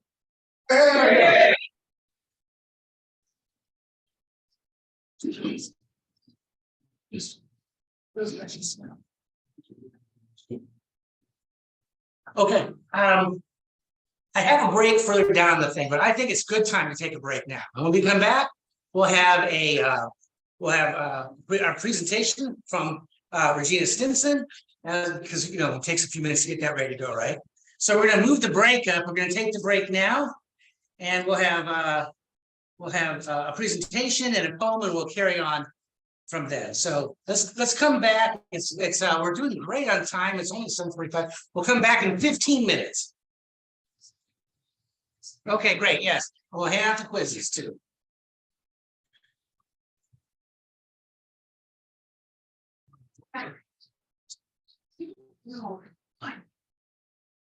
Let's look at the surroundings so we can see what's going on.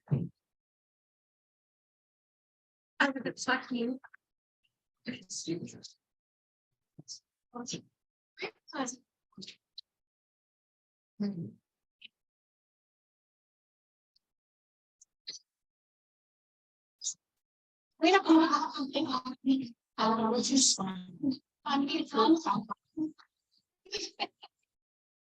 laughing.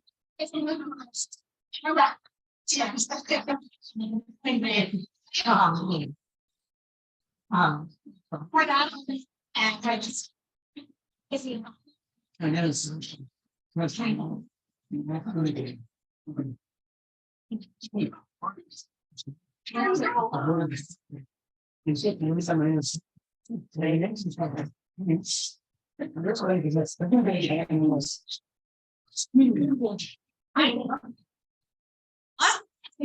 you. But then you go and for you to understand.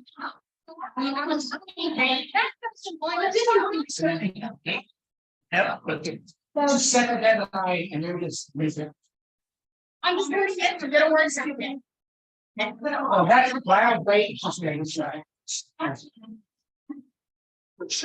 there.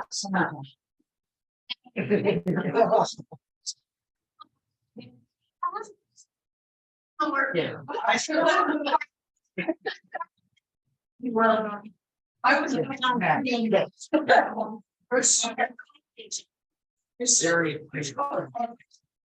Okay.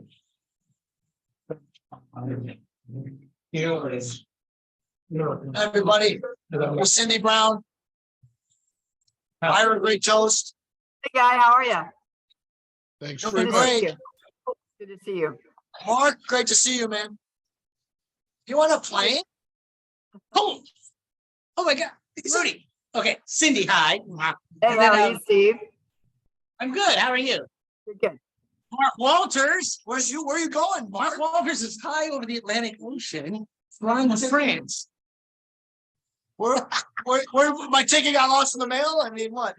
Can't talk. Can't talk. Just hang tight when we come back. Hi, Bob. Hi, Bob Sharpman. Yeah. Like playing Wi-Fi or something. Oh my God. Okay, cool. Isn't that incredible? So glad you could all make it. Way to go, Mark. Hi, Cindy. How are you? What'd you guys have for dinner tonight? I can't hear a thing. Chickens. I'm coming to Dallas. Yay! Yeah. She's driving. I'm driving. Wow, good for you. I'm so glad you're coming. What did y'all have for dinner tonight? Chicken. Two kinds of chicken. As far as I could tell, all the time. as far as I could tell, the choice I was. don't think we should do that again. I think we should well have. done. Well, yeah, I looked at the menu. I mean, I'm not able to eat the meal, but I looked at the menu and it looked like the choice was chicken with spinach or chicken with spinach. Yeah. We thought this or underthought this. I'm not sure what we did. That's correct. Those of us who are not spinach fans, the fried chicken last time. It was chicken with sauce. Pick a sauce. Yeah, that's okay. Not my favorite. I'll talk to Anyway. before the meeting I visit. I'll talk to Steve about the menu. Exactly. I'll expect something out of the Nero Wolf cookbook.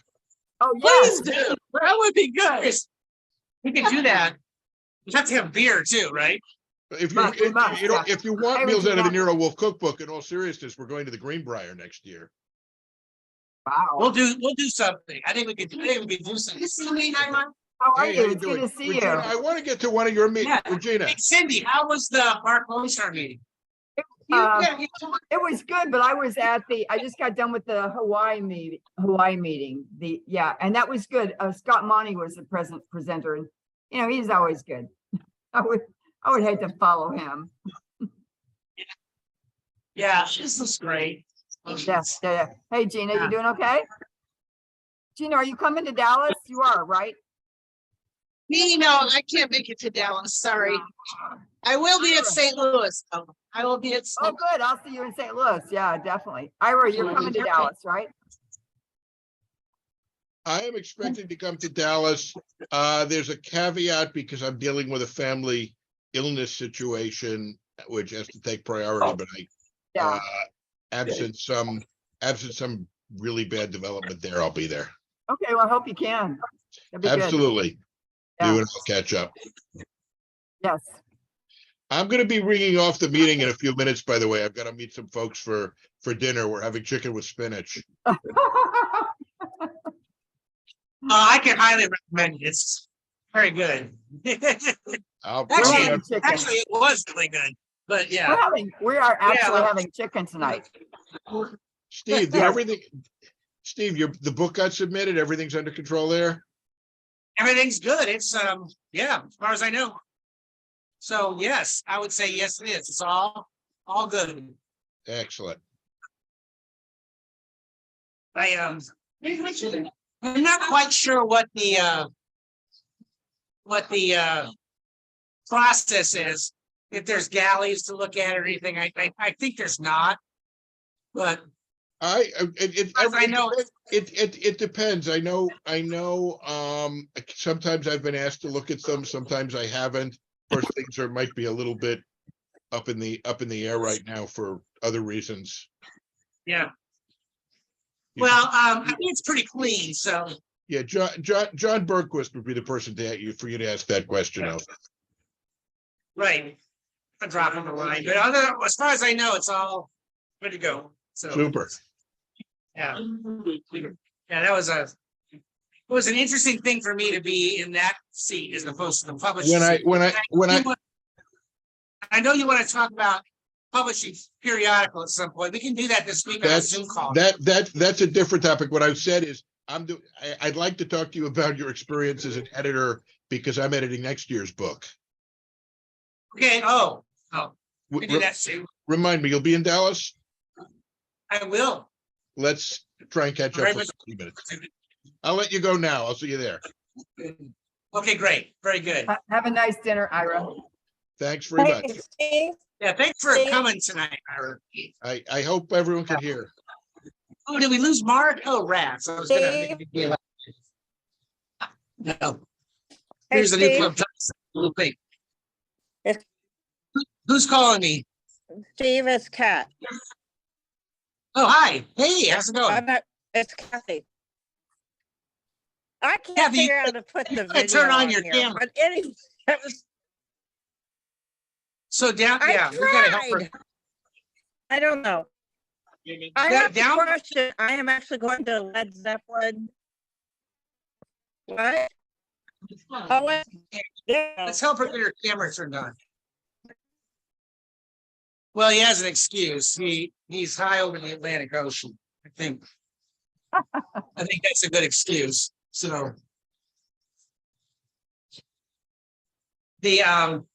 so Kathy, do we lose her? Where is Mark going if he's high over the Atlantic Ocean?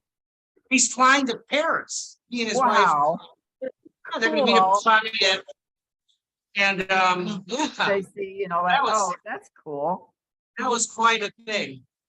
That's cool. Scott talked so much about the London gentlemen's clubs of the late 1800s. I want to go back to London. I have to go back.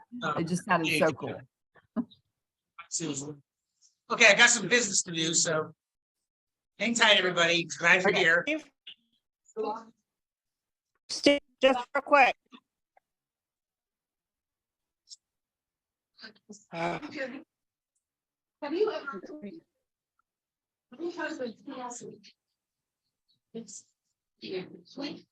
So anyway, we're gonna get ready for Regina's talk. I think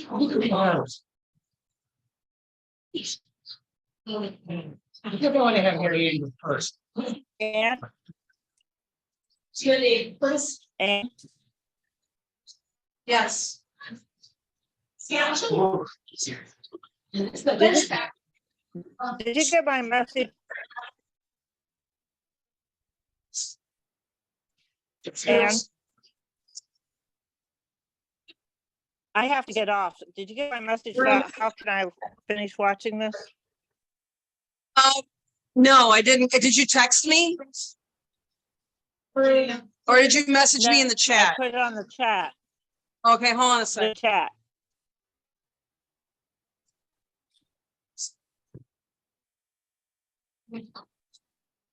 Oh,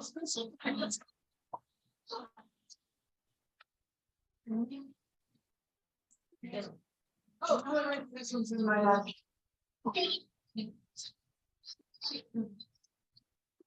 But see, that's the one thing.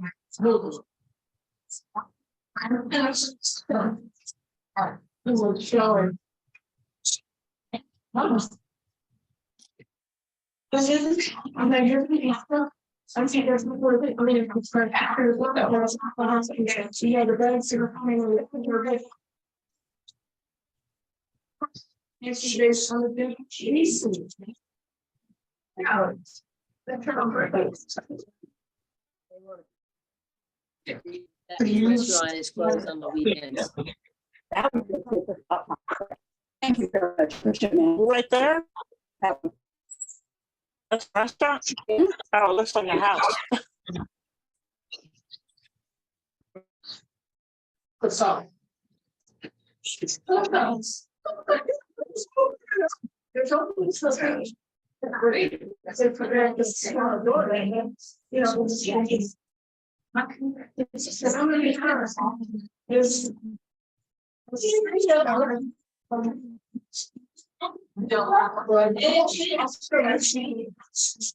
I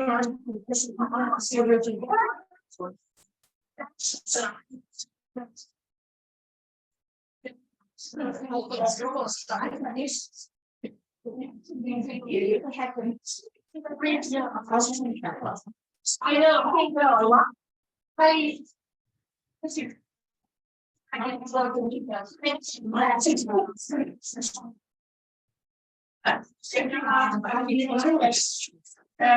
I know.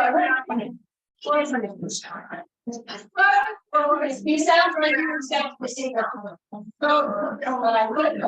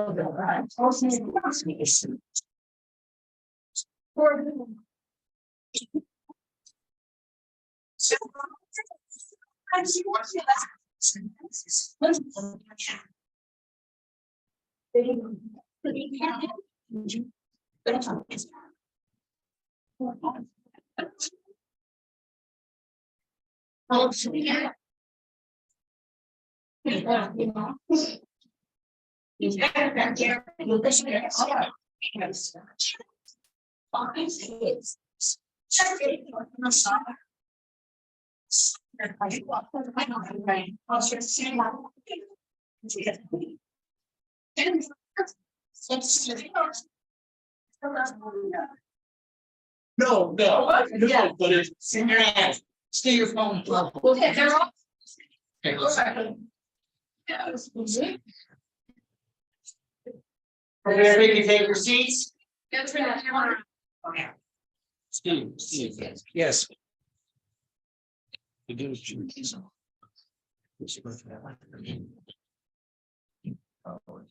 Hi. Okay, everybody, you can take your seats. We're still into the program here. We're making a few changes. I have a few more things I want to say. I want to, we see Maria a lot, but we don't see her daughter Brittany often. And Brittany just got done with her academic year at Notre Dame. So she's a member in good standing. So it's really nice to see you again.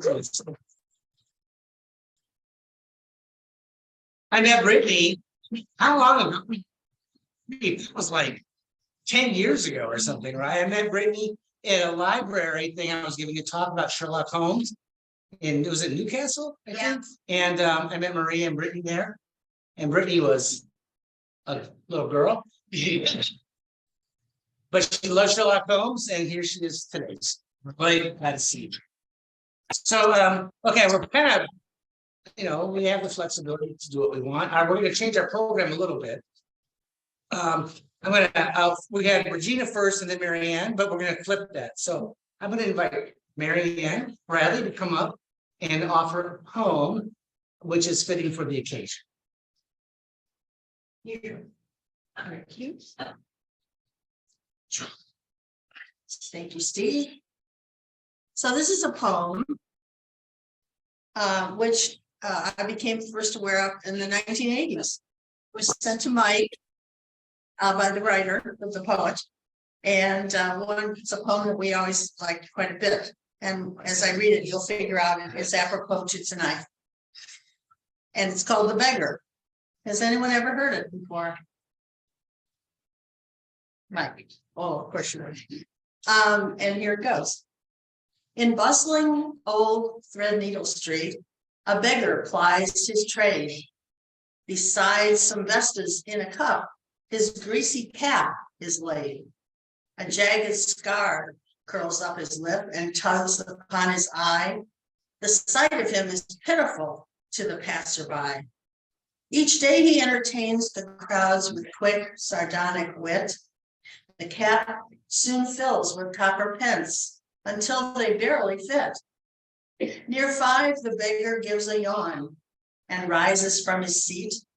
He walks to Upper Swanton Lane upon his crippled feet. The beggar has a filthy room above an opium den. He checks his pocket watch against the chiming of Big Ben. The crippled beggar changes clothes as fast as he is able. The twisted lip is taken off and placed upon the table. A costly business suit is donned. The rags are cast aside. He sets a hat atop his head. His tie is deftly tied. The beggar hails a hansom cab and names a place in Kent. He steps inside and ponders how his money shall be spent. He strides into his stately home and hands his son some blocks. He gives his lovely wife a kiss. She thinks he deals in stocks.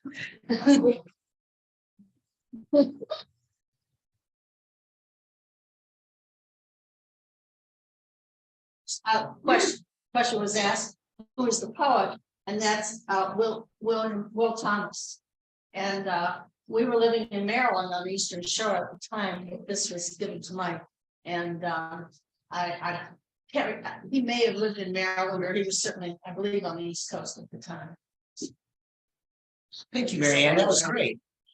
So before we go to our presentation by Regina, right as the break started, unfortunate timing in that regard, we had another member of the clients, well, 2 members log in. One is Cindy Brown from Dallas, Texas. But we also had our local member, Mark Walters, who you all know. He logged in, but he logged in from the business class section of an L-1011 flying over the Atlantic Ocean on his way to Paris, France.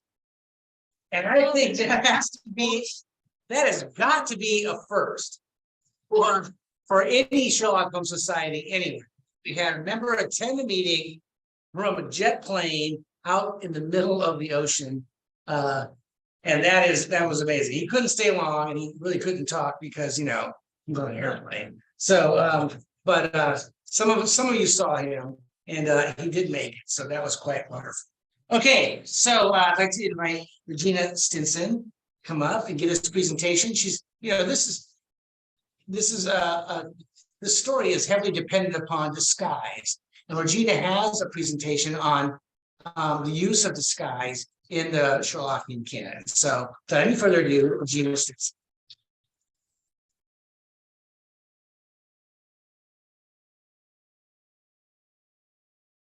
Thank you, Steve. And thank you. All right. So just on what Ann said about mystery detectives on television mentioning things about the canon. I was watching an episode of Murdoch Mysteries last night, and one of the characters was Hugh St. Clair. So we are ready. I will need these. Do you want to click or do you want me to? Keep it? I think I need to keep this. It's a mouse. Just click in the center. Nice tires, Dina.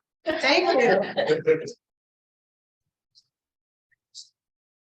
So on the rolling thing or just click on the mouse, like the Does you click your sides? Yeah, there you go. Okay, now we do that. You want to send it back now? No, we're good. If you put the button down on the bottom left. Okay, this is okay. Let us start. All right. When Holmes uttered these words, Watson was convinced he was suffering from delirium brought by some deadly disease. No doubt the first time any of us read this tale, we were fearful that Holmes was actually on the brink of death as well. Fortunately, that was not the case. Once the truth was revealed, Holmes confessed, malingering is a subject upon which I have sometimes thought of writing a monograph. In A Scandal in Bohemia, Watson tells us it's not merely that Holmes changed his costume, his expression, his manner, his very soul seemed to vary with every fresh part he assumed. In 2006, the Spy Museum in Washington, D.C. conducted an interview with Tony Mendez, former chief of the CIA's disguise unit and author of the book, The Master of Disguise. Here's what Mr. Mendez has to say about the subject of disguise. Most people, when they think of disguise, they think of a pair of funny glasses and a mustache and a floppy hat. But in fact, disguise is more than that. It's really about the whole person and their whole lifestyle, their mannerisms, their pattern of activity, and so forth. So it's not the facial. For instance, the Gestapo, when they were trained to follow people, were trained not to focus on their profile, not on their appearance, but on their gait, the way they walk. So that's a very important part of it. That's one of those gross features. And so if you're out there on the street, you've got to understand the whole person and their whole pattern of activity. And if you take that away and alter it one piece at a time, you have invisibility. Always a man ahead of his time, Sherlock Holmes already understood the significance of altering his mannerisms and used this knowledge to great advantage. One might argue that disguise is nearly as much part of the Sherlockian persona as the lens, the pipe, and the deerstalker. It might surprise you to learn that nearly 2/3 of the 60 stories involve some sort of disguise. Of course, most of these were employed by Holmes. However, there are a good number of others in the canon who have gone undercover, some of whom have even deceived the detective. Let's take a stroll through the canon and discover who else, in addition to Holmes, wore a disguise and how successful their use of subterfuge was.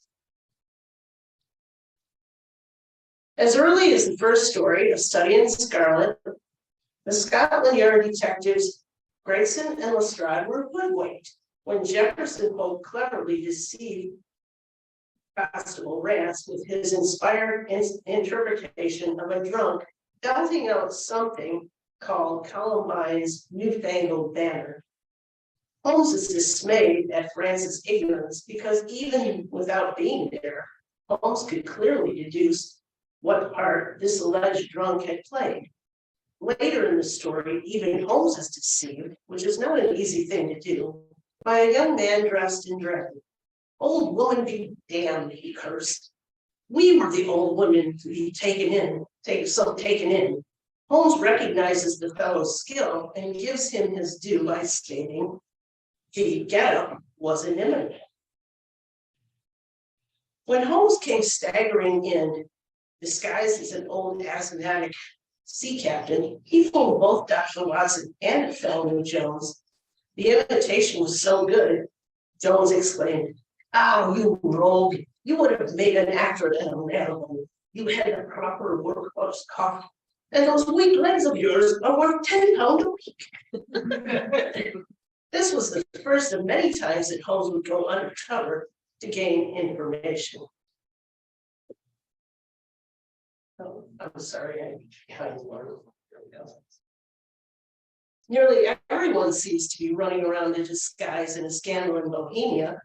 The King of Bohemia and his ridiculous wizard mask can't maintain his incognito for more than a few seconds.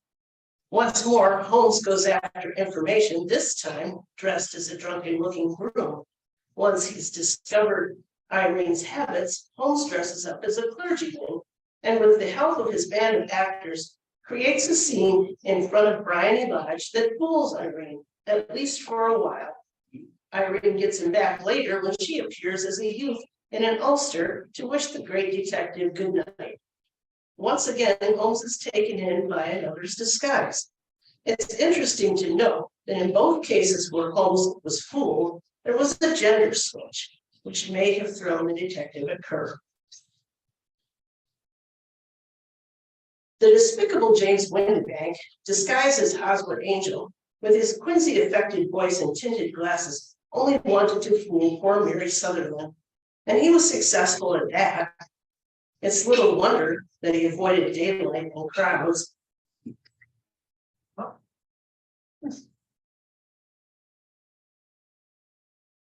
Good morning. Good morning, sir.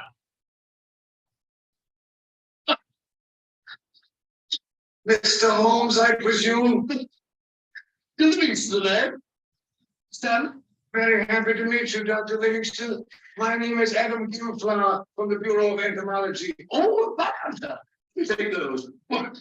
Just sit down, Mr. Gilflower. Gilflower is the name, sir. Oh, flower, is it? Goes with insects. Flora and fauna. I see you don't like to face the light, Mr. Bilgett. Great deal of trouble, sir. Oh, I'm sorry to hear that. That's too bad. They're useful things, eyes. The rest of the passage. I have an appointment with Mr. Holmes. Will he be here soon? He certainly will, Mr. Wallflower. He's here. He's sitting on it. Oh, let's get out. You all about it. Stand up. No. Of all the transparent old fakers ever saw. Gilflower. What a name to be. Gilflower. What? A charcuterie for you. Oh, God-nasty. That's what's the way. Come out from behind and scream with this. I know you.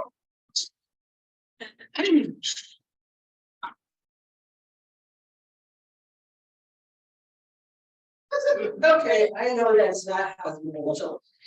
But look at him.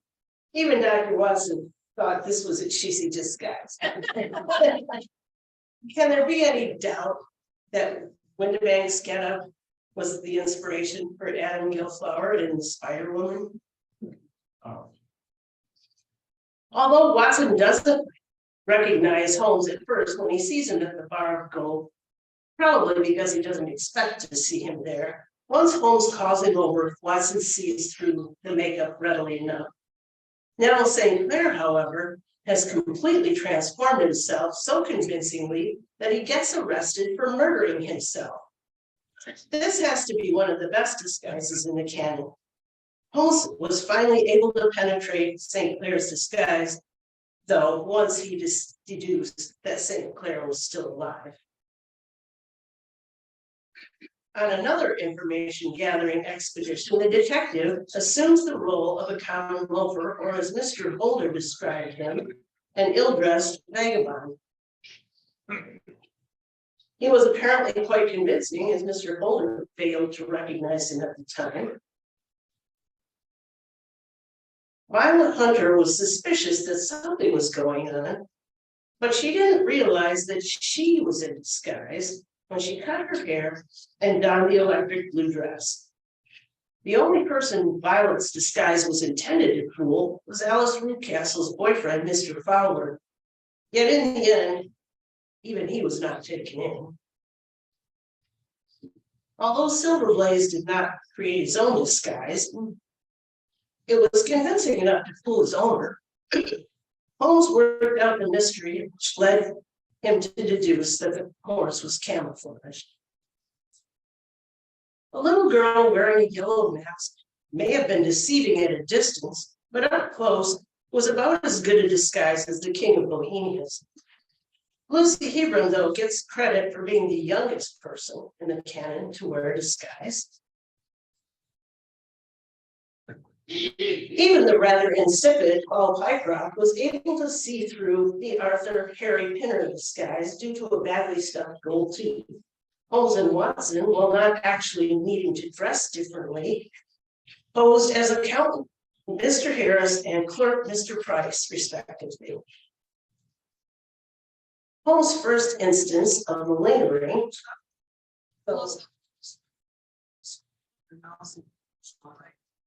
yes.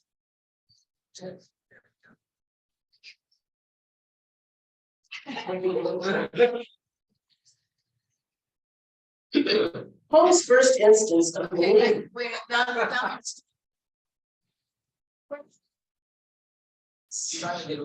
What about this caption? Trying to think for you. It's doing closed caption, because I see the mouse. Sure. Sorry, man. Two L's. Yeah.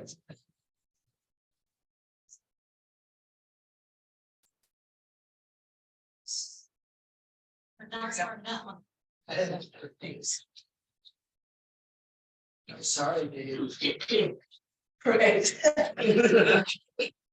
Holmes' first instance of malingering, which occurred in the Reigate Squires, involved a real-time training spell, brilliantly performed by the master in order to prevent Inspector Forrester from spilling the beans about what Holmes was looking for.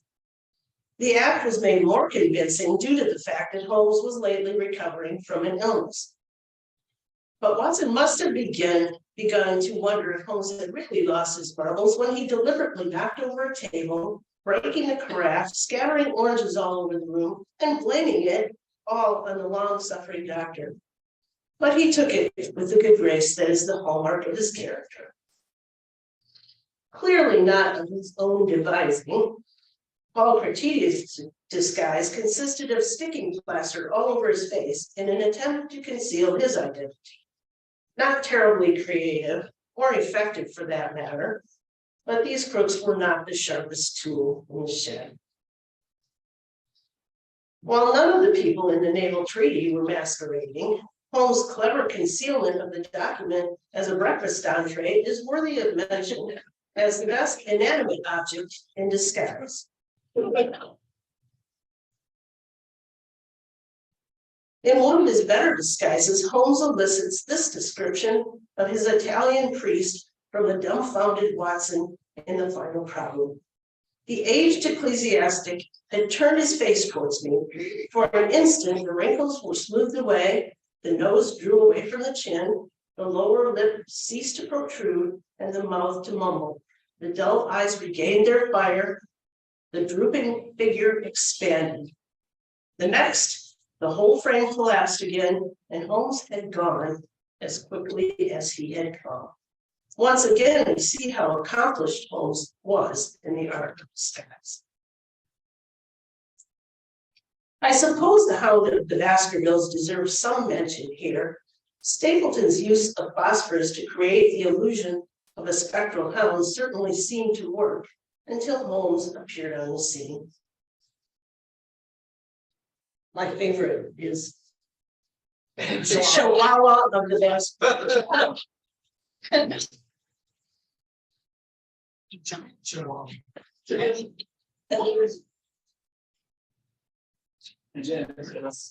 Holmes makes a startling reappearance in the empty house at the old bookseller, which causes Holmes or Watson to faint.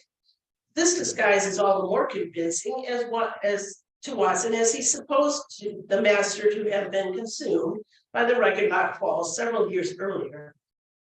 Another identity we're told that Holmes adopted during his hiatus is that of Sigerson, the Norwegian explorer. At a distance of about 200 yards, Bob Carruthers' fake black beard was good enough to fool and deceive Violet Smith, but was otherwise unconvincing. In Black Peter, Holmes posed as Captain Basil in order to locate Peter Carey, and he was successful enough to fool several seamen who had never seen him before, including one described as a little Ribston Pippin, which is my canine. Yes. Although the instances were rare, Watson occasionally disguised himself, and if Holmes asked him to break the law, he'd even go so far as to macro masks. Have you a pair of silent shoes? I have rubber-soled tennis shoes. Excellent. And a mask? I can make a couple out of black silk. The good doctor can always be depended upon to rise to the occasion. In preparation for the burglary, Holmes played such a convincing role as Escott, the plumber, that he became engaged to Milverton's maid. Bertie Edwards went to great lengths to conceal his identity, first as Jack McMurdo in America, and later as John Douglas in England. Posing as McMurdo, Edwards skillfully rounded up the murderous scourers and handed them over to the authorities. Unfortunately, his past followed him to England, and even though he escaped the clutches of Moriarty the first time by substituting Ted Baldwin's body for his own, it was only a matter of time before the Napoleon of crime orchestrated the Pinkerton detective's accidental death. Or did he? One of Holmes' crowning achievements in disguise was the act which prompted the opening line of this little monograph. Whether it was Tapanuli fever, black Formosa corruption, or coolie disease from Sumatra, Holmes was deftly able to convince not only Mrs. Hudson and Dr. Watson, but also the wily Culverton Smith that he was dying, an act which successfully extracted Smith's confession. Much like Bertie Edwards, Holmes traveled to America and spent a good deal of time preparing his incognito as the double agent Altamont. Once again, the ever-faithful Watson gets to perform, this time as a chauffeur. In The Adventure of the Illustrious Client, Holmes imposed upon Watson to make an intensive study of Chinese pottery so that he might deceive the contemptible Baron Brunner into believing that he was Dr. Hilbarden, a collector with a rare Ming saucer to sell. Unfortunately, Watson wasn't able to convince Brunner.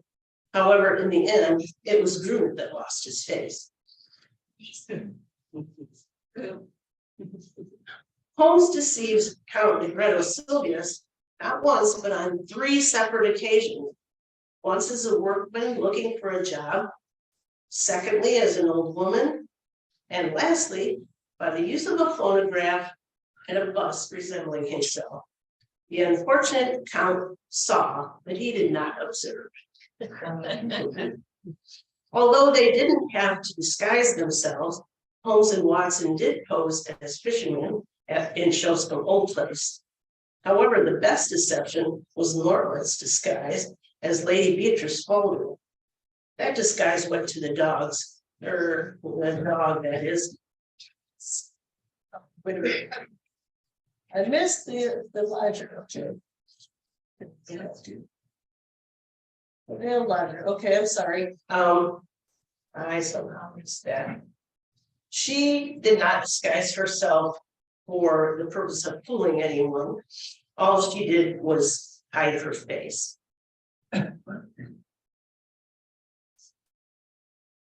Holmes' hated rival on the Surrey shore is described as being a tall, dark, heavily mustached, rather military-looking man with gray-tinted glasses and a Masonic tie pin. It's not clear whether or not Barker was in disguise, although the dark glasses tend to indicate some attempt to conceal his appearance. Holmes knew who was hiding behind those foster grads. With at least 5 small refuges in different parts of London, where he could change his personality, Holmes was certainly the master of disguise. He may occasionally have been deceived by others' disguises, but not very often and not for very long. The use of disguise is an essential feature in canon, particularly for Holmes. This fact becomes more obvious when we see how often disguise is used in the films of Sherlock Holmes. As you can see, nearly every actor who played the part with any regularity has done at least one, and most have employed several.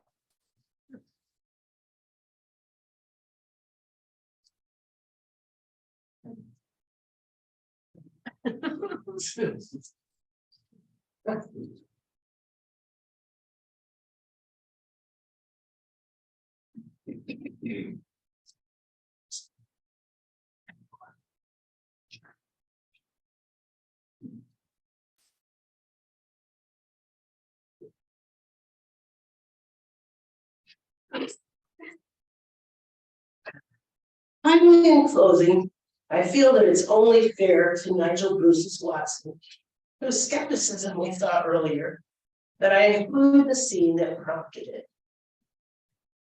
No. Read it to Penny to share her.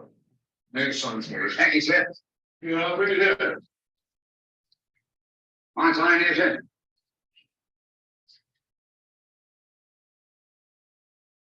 Pencils these days. Not worth the paper they write on. That's right. You got a knife? No, I ain't. Well, look, wait a minute. All right. Call on me. So this is where a young ad. These rooms. The room, if you ask me. Who's asking you? Yeah, that's mine. Lots of things like that before. Oh well. I suppose it suited him all right. All right, all right, all right. He was on great sax as a tick from what I heard. Just one of them easy chair Johnnies. But sat in his tail and let everybody else do the dirty work. That'll be enough. Mind you, I am saying he didn't get that credit. But newspapers can be bought. Can't they now? You insect. You gentlemen play on like keep your shirt on. I've got a right to my opinion. And it's my opinion that Mr. Sherlock Holmes was nothing more than an old herring gun. You said it again, an herring gun, an old herring gun. Oh, I'll forget you, worm. Will you see who's the herring gun? It's all right, Watson. I take it back. Call off your dog. Oh.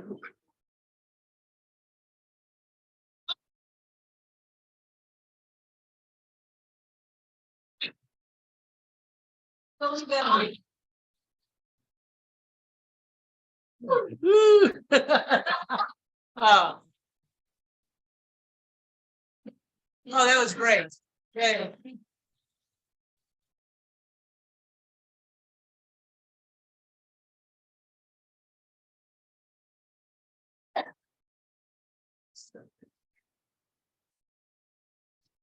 It's kind of a, thank you, that was really good. It's kind of an amazing illustration about how much deception and disguise plays in the Sherlock Holmes stories. That last clip was great. Thank you so much. That was really good. Hey, before we go on, I want to we got just a lot going on here, right? We've got our Zoom friends here. We've got a PowerPoint presentation with technology and film clips playing, and none of this would be possible without our Ann Lewis.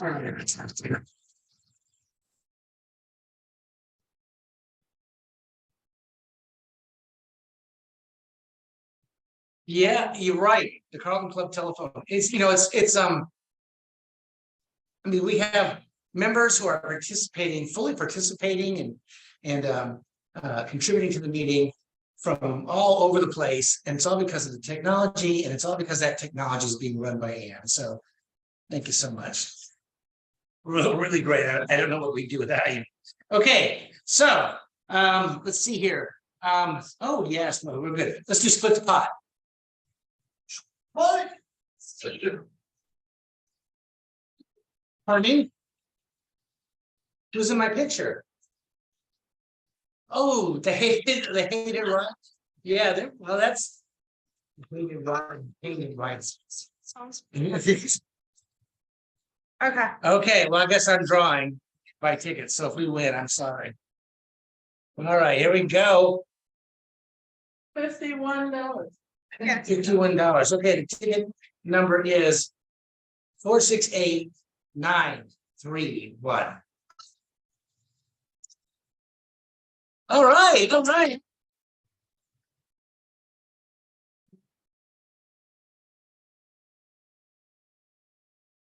Okay, see one. Oh.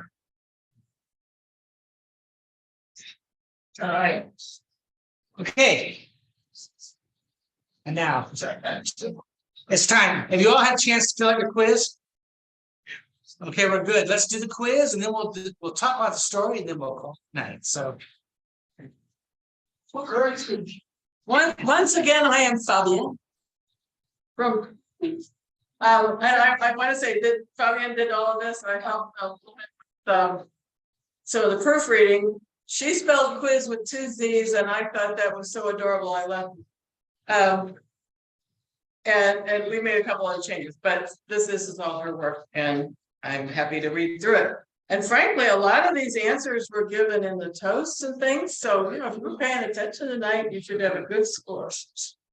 Isa Whitney had a brother named Elias, who was principal of the Theological College of St. George's. A book from which author inspired Isa Whitney to use laudanum, that would be Thomas De Quincey. The name of the opium den is the Bar of Gold. It is located on Upper Swandam Lane between a slop shop and a gin shop. Sounds like fun. By what ethnic term does Holmes describe the den's manager? A rascally lasker. L-A-S-C-A-R. The name of the St. Clair's villa is the Cedars in County of Kent near Lee. The train he returns home on is the 5:14 p.m. from Cannon Street. Gotta say all that to get the point.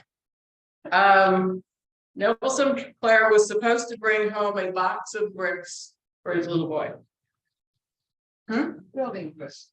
Right, but okay, she wrote box of bricks. Yeah. But what blocks? I think so. I think as long as we're talking about children's building blocks would be definitely. What detail caught Mrs. Sinclair's eye when she saw her husband at the window? He had neither collar nor necktie. Oh, yeah, I think generally the no shirt thing. What is the name by which he practices his beggar business? That would be Hugh Boone. And what does he sell? Wax vestas, which are matches, but I mean, I think we need to go for what it says in the Spirit I'm saying. Yeah, it's not like just a wooden match with a wax vesta is a. So that's what you have to say. Why had Neville's coat not been swept away by the tide? Right, now if you say coins or money, that's one point. If you say stuff with pennies and halfpennies, you get the extra point. There were no shillings, pennies and halfpennies. Which one of Watson's gifts does Holmes greatly appreciate in this story? The gift of silence, that came up earlier. With which postmark was the letter Mrs. St. Clair received? And I brought that Gravesend. According to Holmes, what may be more valuable than the conclusion of an analytical reasoner? The impression of a. What kind of pipe did Holmes smoke? Old briar pipe. Keywords. He also smoked. Well, smoking or just sitting there looking. On what street was the police station? That's Bow Street, B-O-W. And the name of the inspector is Grant Street. And for how long had the inspector been working in the force? 27 years. All right, what sort of bag did Sherlock bring to the station? A Gladstone bag, yes. And what did he have in his bag? A bath sponge. And how much did Neville Sinclair earn on the first day he pretended to be a beggar? 26 shillings and 4pence. So there you go. All right. I count, if you had that extra 1 point for the pennies and so forth, there were a possible 28 points. Does anybody have 28? Or 25? 20. We have an 18. Anybody need 18? Shilling? 27. 27? No, sorry, I got 24. 24. Okay, 24. We have an 18. 20. Ooh, 20. We have a 20. You're in the 20s, okay? Well. Okay, well. I will go ahead and explain the tiebreakers, but it doesn't sound like we have any ties to break. Let's see. What do Neville St. Clair and Arthur Cadogan West have in common? The answer is they both had accounts at Counties and Capital Bank.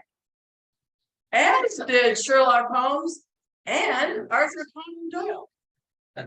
Very interesting. What they had in common, is they both had accounts at Counties and Capital Bank. And how much would 421 pennies and 270 half pennies weigh? And figuring it out right now. Are you? You working on that? How much would they weigh? That's a lot to weigh down a coat.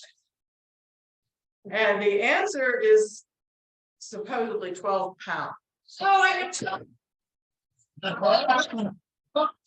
darn close, but sort of. And just for fun, of course,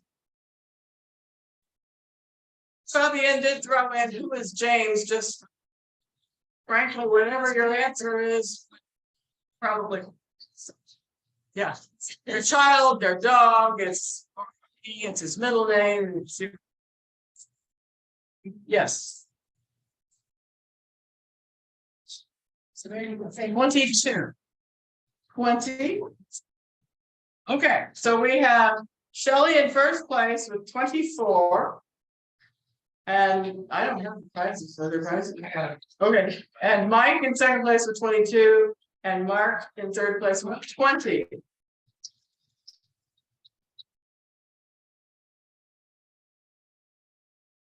All right, we do have prizes. So Shelley goes first, yes? Okay. So our prizes this evening, we have a biography of Arthur Conan Doyle. Sir Arthur Conan Doyle reader from Sherlock Holmes to Spiritualism. Then we have a book called A Deep Game, The Traveler's Companion to London of Sherlock Holmes, written by David Hammer, published by some obscure press called Gaston Books, less expensive. And but it's a great book. It's you know, all those Sherlockian locations in London. You might want to see it. It's illustrated. If you're going to London, you might want something like this. And then we have this pack of vintage, beautifully printed on a hand press, linoleum block print. They're note cards, Sherlockian note cards, printed by a guy named J. Straczynski. He was a member of the Irish Secret Society at Buffalo in 1980. So these are vintage, antique, Sherlockian note cards, hand printed on an old-fashioned press. So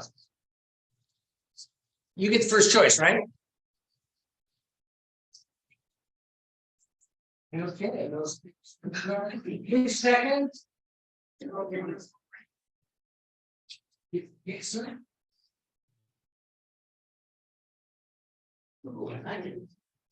Hey, oh, that's a good choice. Say you go.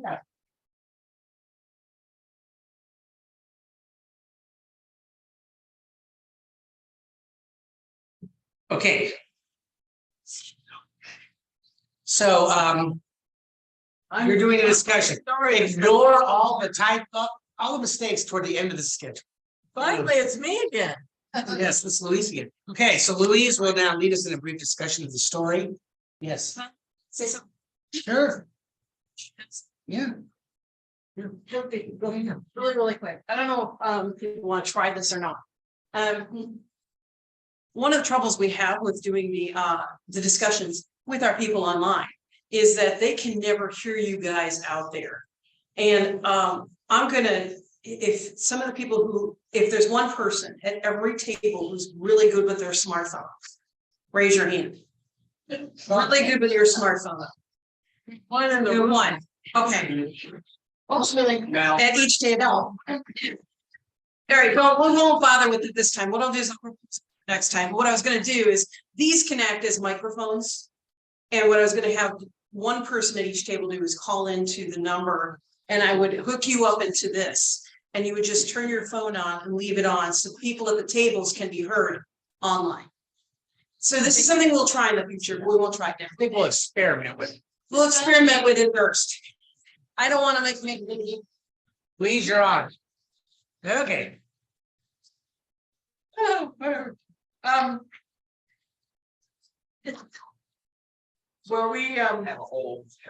I had 3 talking points from the story that I thought we might want to address tonight, and I'll tell you in front so we can kind of, work our way through it. One is just about life in London in 1890-ish. Much as Charles Dickens had done about a half century earlier, gets such a picture of life. I feel like this story, Doyle and Watson have given us a lot to think about of what it was like, upper class, lower class, wives, all of those things in 1890. So it's something that we can kind of cull out of the story. I think we should also talk a little bit about disguises, but of course Regina has covered that quite a bit.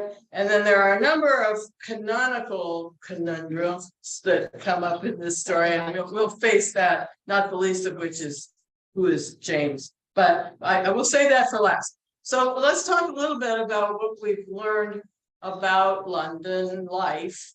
We've learned about opium use or other drug use. We've learned about the underclasses and begging. Is it a crime? Who's paying all this money to beggars? Is that a popular thing? What about the upper class and their reputation and status? Why is Neville St. Clair so worried that he'll be found out being a beggar? I mean, why not tell his wife, this is what I do? Why keep it a secret? I mean, there's a whole lot to think about with that. And then there's the women's role in the families. We learn about, Kate Whitney and what she puts up with, Mrs. Watson, for heaven's sake, and Mrs. St. Clair, and how, were they women that had no power, or were they pretty sharp, or whatever? So any thoughts about what we learned? Please, right in the beginning, you get a real impression of the city of London by the detailed paths that Doyle tracked the people down to the which bridge crossed the river and which war, and Fresno Street and Swanman Lane, and then we go down the Lee. I agree. I felt that there was so much picturing here. I mean, you don't have to have watched one of the movies or something.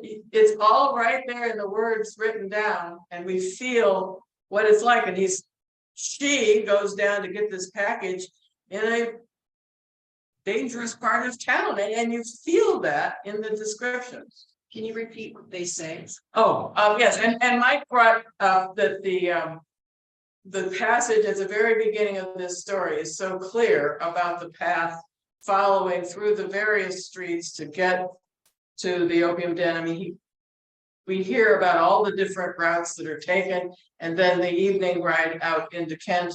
There's a lot of detail, and he's right, that's exactly how it's described. Mark. I don't think his issue was so much his concern, Neville St. Clair, with his wife, with his children. He was concerned more about his children finding out.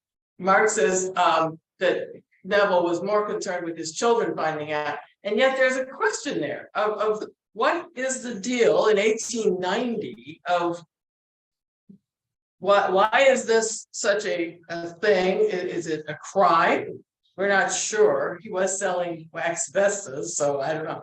But there's a status thing here that's very Victorian, very of the times, and I think we get a lot of picture about that. So, but you're right, he did seem more concerned with his children, but if he'd only let his wife in the first place, they probably could have glossed over that until, the children were old enough to know what's going on. We never know his wife's name. No, we don't learn her first name, just Mrs. Sinclair. That's true. And one thing is that he could be worried about his children being, ostracized or mistreated because of what his father It's possible, yes, for, although I think they were so young, they might not even be in school yet, but, yes, that he was worried about what they would face if they knew what their father did. And he came to this town and got this villa, and we don't know exactly, nobody knows much about it. Steve?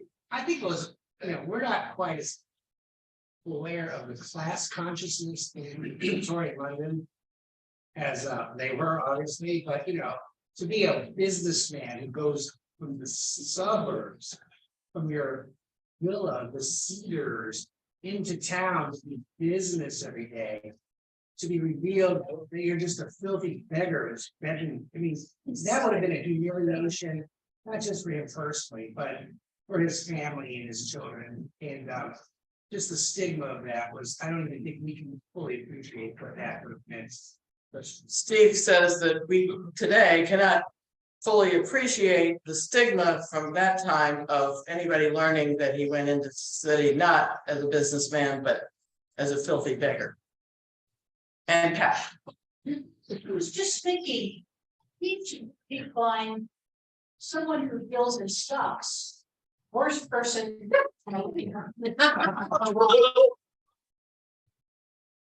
Today,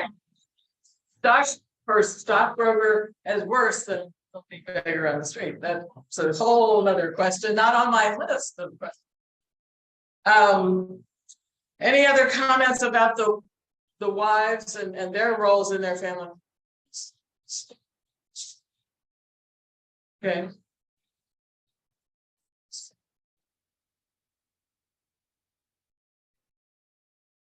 They really get people that they are flying the flag or corners of their head. That, that is just the lowest of the low. Steal from the center, and but you don't stand. Wow. Liv has shared that she does some work with the homeless here, and that there is a hierarchy there where the ones on the corner begging are at the lowest of the low of even the homeless who, well, that's interesting. Steve, you asked about the wives. There's some commentary in Sherlock scholarship that suggests that Mrs. Neville St. Clair was interested in Mr. Sherlock Holmes now that her husband was gone. If you read that passage where they show up at Holmes and Watson, Holmes, she's yeah, right. Steve is bringing up some of the commentary about Mrs. St. Clair and possibly having interest in Sherlock Holmes because her husband is gone and so forth. Parted lips and diaphanous gown. Yeah. Yes. Yeah, and she sees Watson. She's like,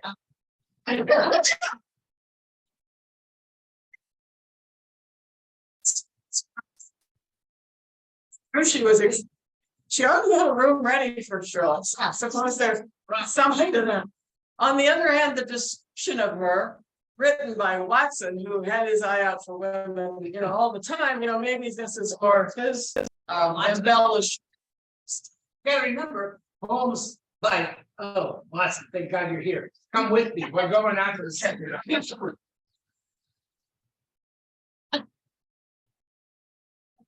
My parents are my wingman. I'm not sure which day. Pretty.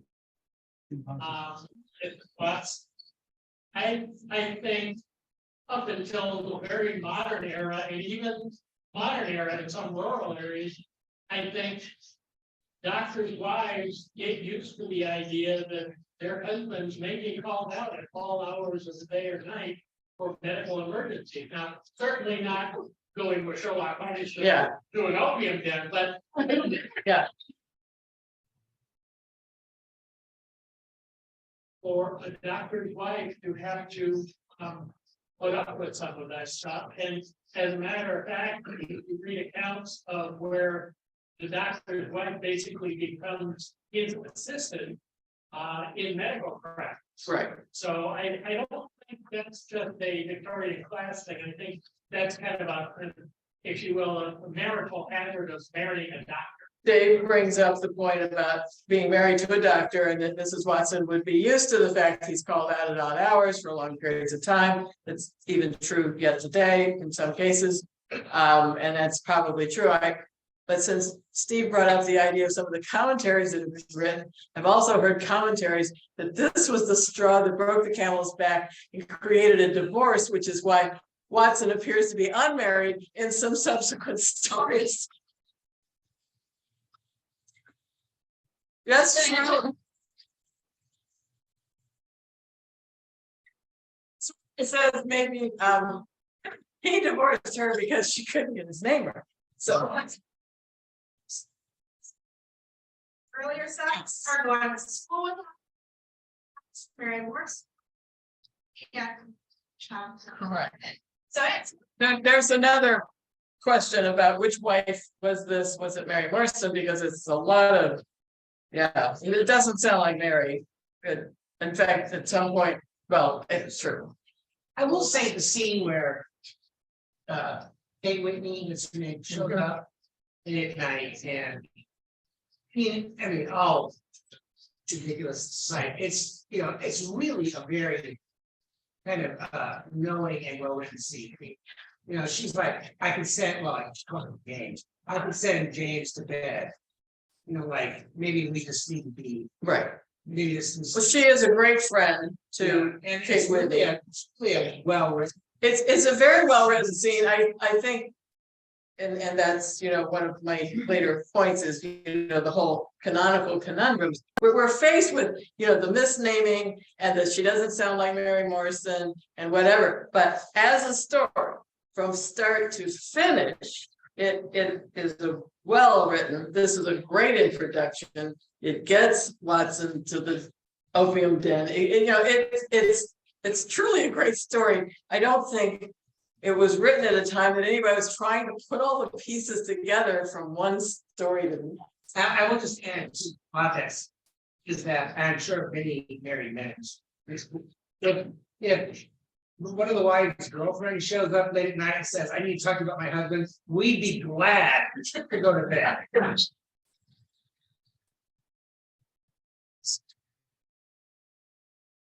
She's like, oh no. You know, so yeah. I'm sure Watson was like, right. Yeah, Steve brings up that with wife has a friend who comes by, the husband would be happy to leave it to them to talk it out. Go ahead, Mike. Sherlock, I think, disagrees with your great praise to this story because at the end he says it just took 5 pillows and a shag of tobacco.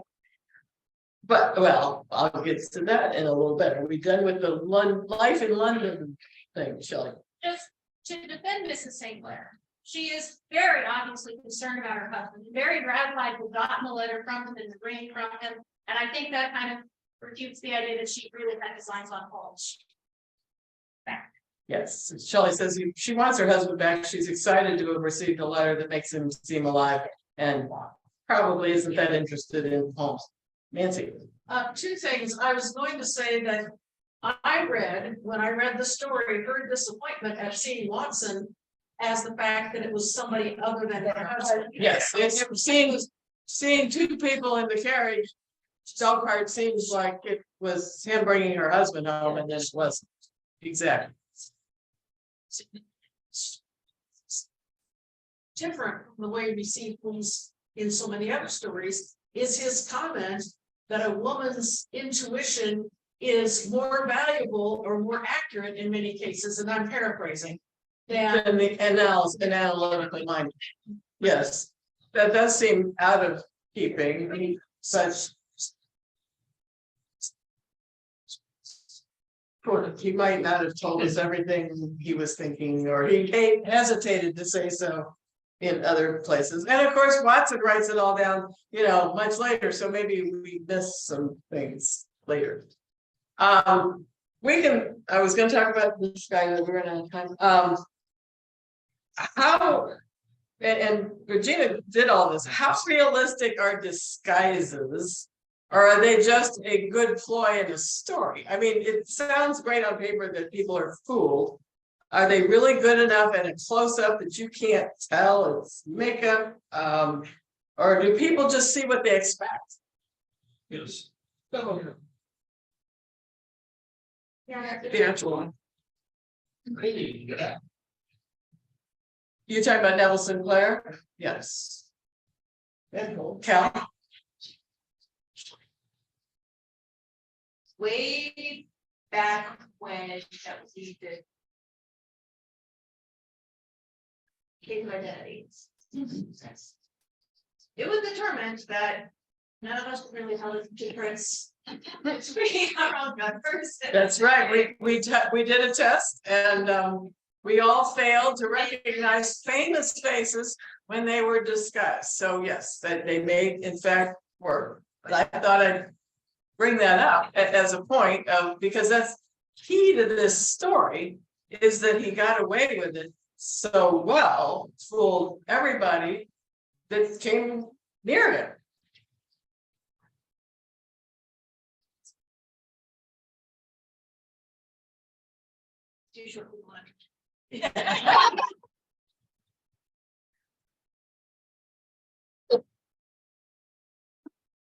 Just now learned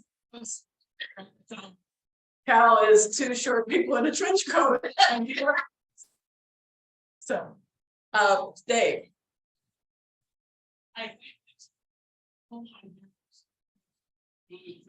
To the interview with the CIA disguise answer, it's not just the appearance, it's the manner. Yes.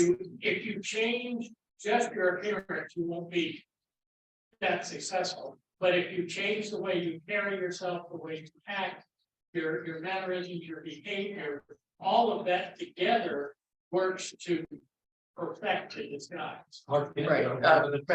Yes. Yes. Dave points out that it's more than just appearance, but the mannerisms and all of that make it work. Sure. Two things. For many years, I was a Civil War reenactor, and I would run into fellow reenactors at times, and it always ended up being a laughable moment because someone would say, "Oh, I didn't recognize your black clothes," meaning no hoop skirt. I was in a different context, and obviously I was wearing a hair very different. I wasn't a hoop skirt, and it took them a minute to recognize me. The other thing I will say that St. Clair did very well was by giving himself that horrible twisted lip. Nobody wanted to look at him too closely, and that was brilliant. Oh, that's so very good. Shelley brings up that the twisted lip was so grotesque that people were unlikely to want to look at it for very long, and therefore might not even recognize that it was a disguise. That's a good point. Was that point, but progression of our stories is last year, we've got two cases where John Ryder gets away with no punishment, and then today St. Clair is don't worry, we're gonna watch this stuff. And then yes, takes a little too job. Okay. Mike brings up that everybody gets away with these are stories. Clear thing, and then apparently Sinclair is going to get away with something here, since there was no murder. Yeah, we don't know what all will happen, and an interesting question. Sadia and I did have a little Zoom call because we collaborated on the discussion and the quiz and whatnot, and she had a point, which was, do we think that he might go back to begging? I mean, after we get over all of this, it was so sad. Might he go back to that? Because it's a heck of a, Yes, or not. Let's hear it. Now that it's out and white. He's like, I'm gonna, maybe he'll be a journalist, and maybe he'll just find a new place to put his hat. Sweet. Well, yeah, and this is exactly, Mike. He was making a lot of money. I mean, what else was he gonna do that was as good as this one?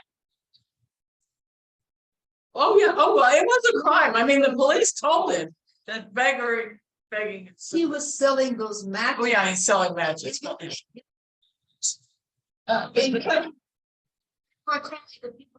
Right. Oh, yeah, he obviously had the gift of whatever. That's not illegal. Probably. I know, but he better come up with a new disguise because I think he'll recognize him. Go ahead, Meg. Just needed to. Try to get disguised.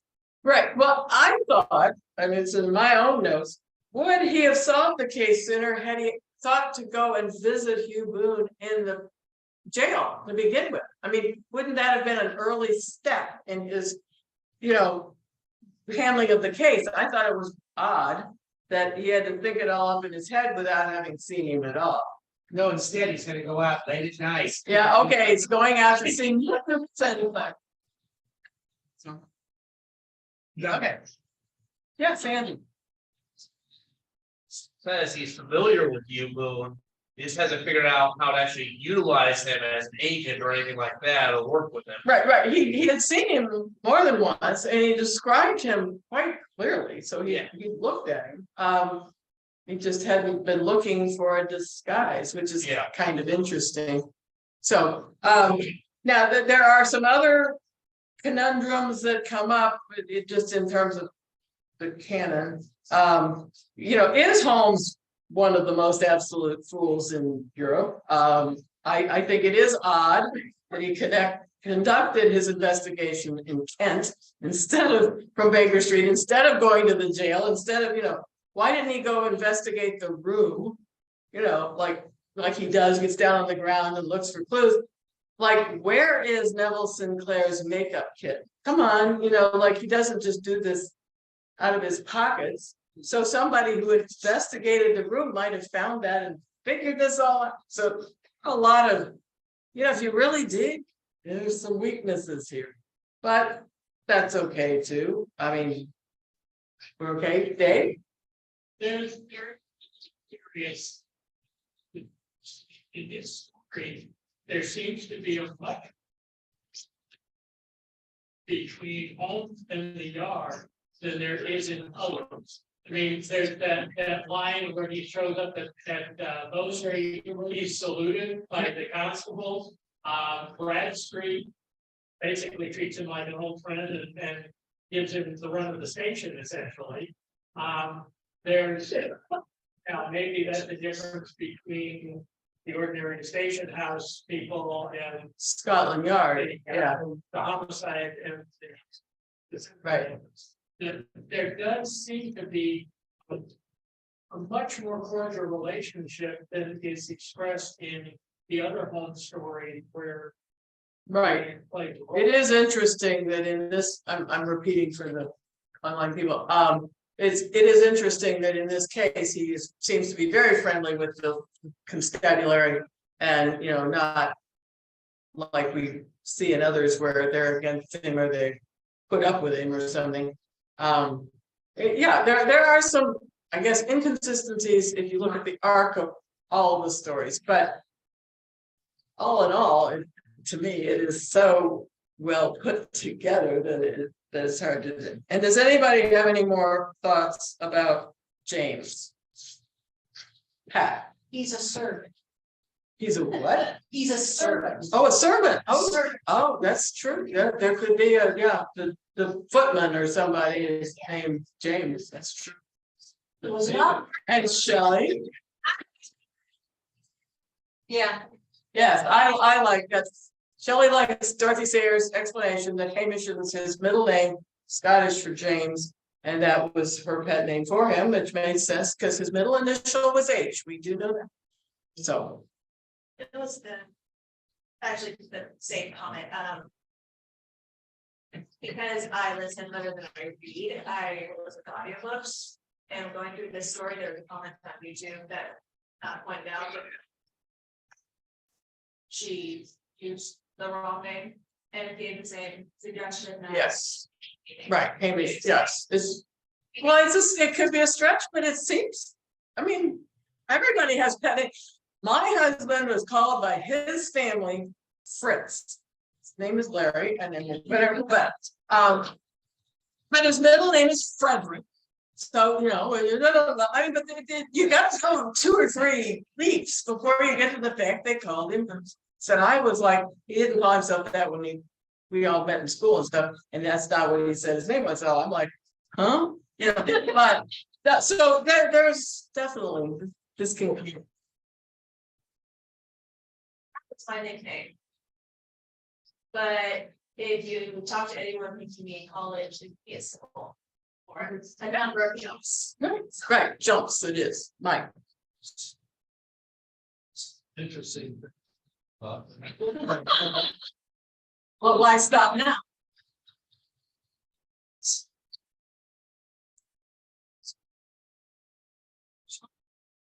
Beginning. Holmes says. The guy's hair was orange. And later it's referred to as red twice. Oh, there you go. Not both of them. We could, although I think a lot of redheads, how many redheads here? That color is not red. It is an orangish tint, so you could describe it either way. I mean, normal, I mean, ginger, yeah, it's a ginger, it's a color, so. Conan Doyle needed a better editor.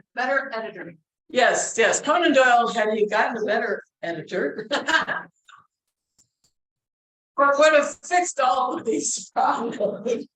And that's actually, that brings up, if you've been to see some of the actual original manuscripts of some of these stories, it's amazing how few changes he made to what he wrote originally. Just a few words out, made a few changes. Nobody spent any time going back, cross-checking this stuff. It just, he was in a hurry, he dashed it off, he was writing a lot of other things, had a life. Yeah, we spend way too much time delving into this. So that's the wrap on the story discussion of the man from the first quest.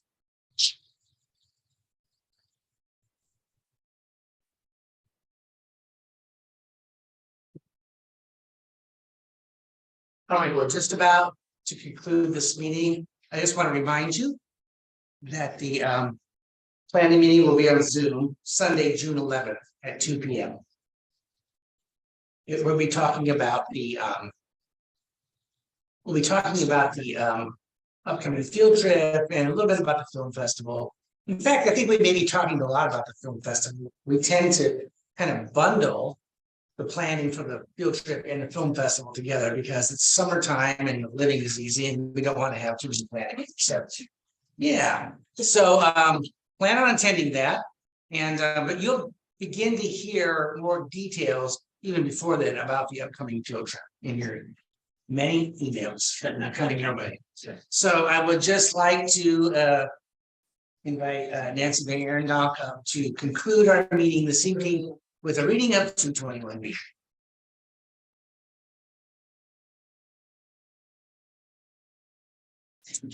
221B. Here dwelt together still 2 men of note, who never lived and so can never die. How very near they seem, yet how remote that age before the world went all awry. But still the game's afoot for those with ears attuned to catch the distant view halloo. England is England yet for all our fears. Only those things the heart believes are true. A yellow fog swirls past the window pane as night descends upon this fabled street. A lonely hansom splashes through the rain. The ghostly gas lamps fail at 20 feet. Here, though the world explode, these two survive. And it is always 1890.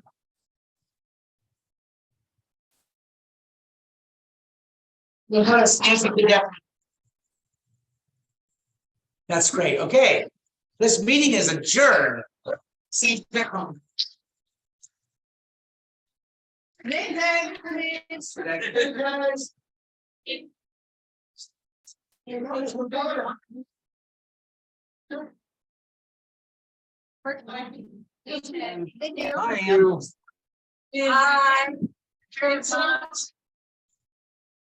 Kara Schmelzer's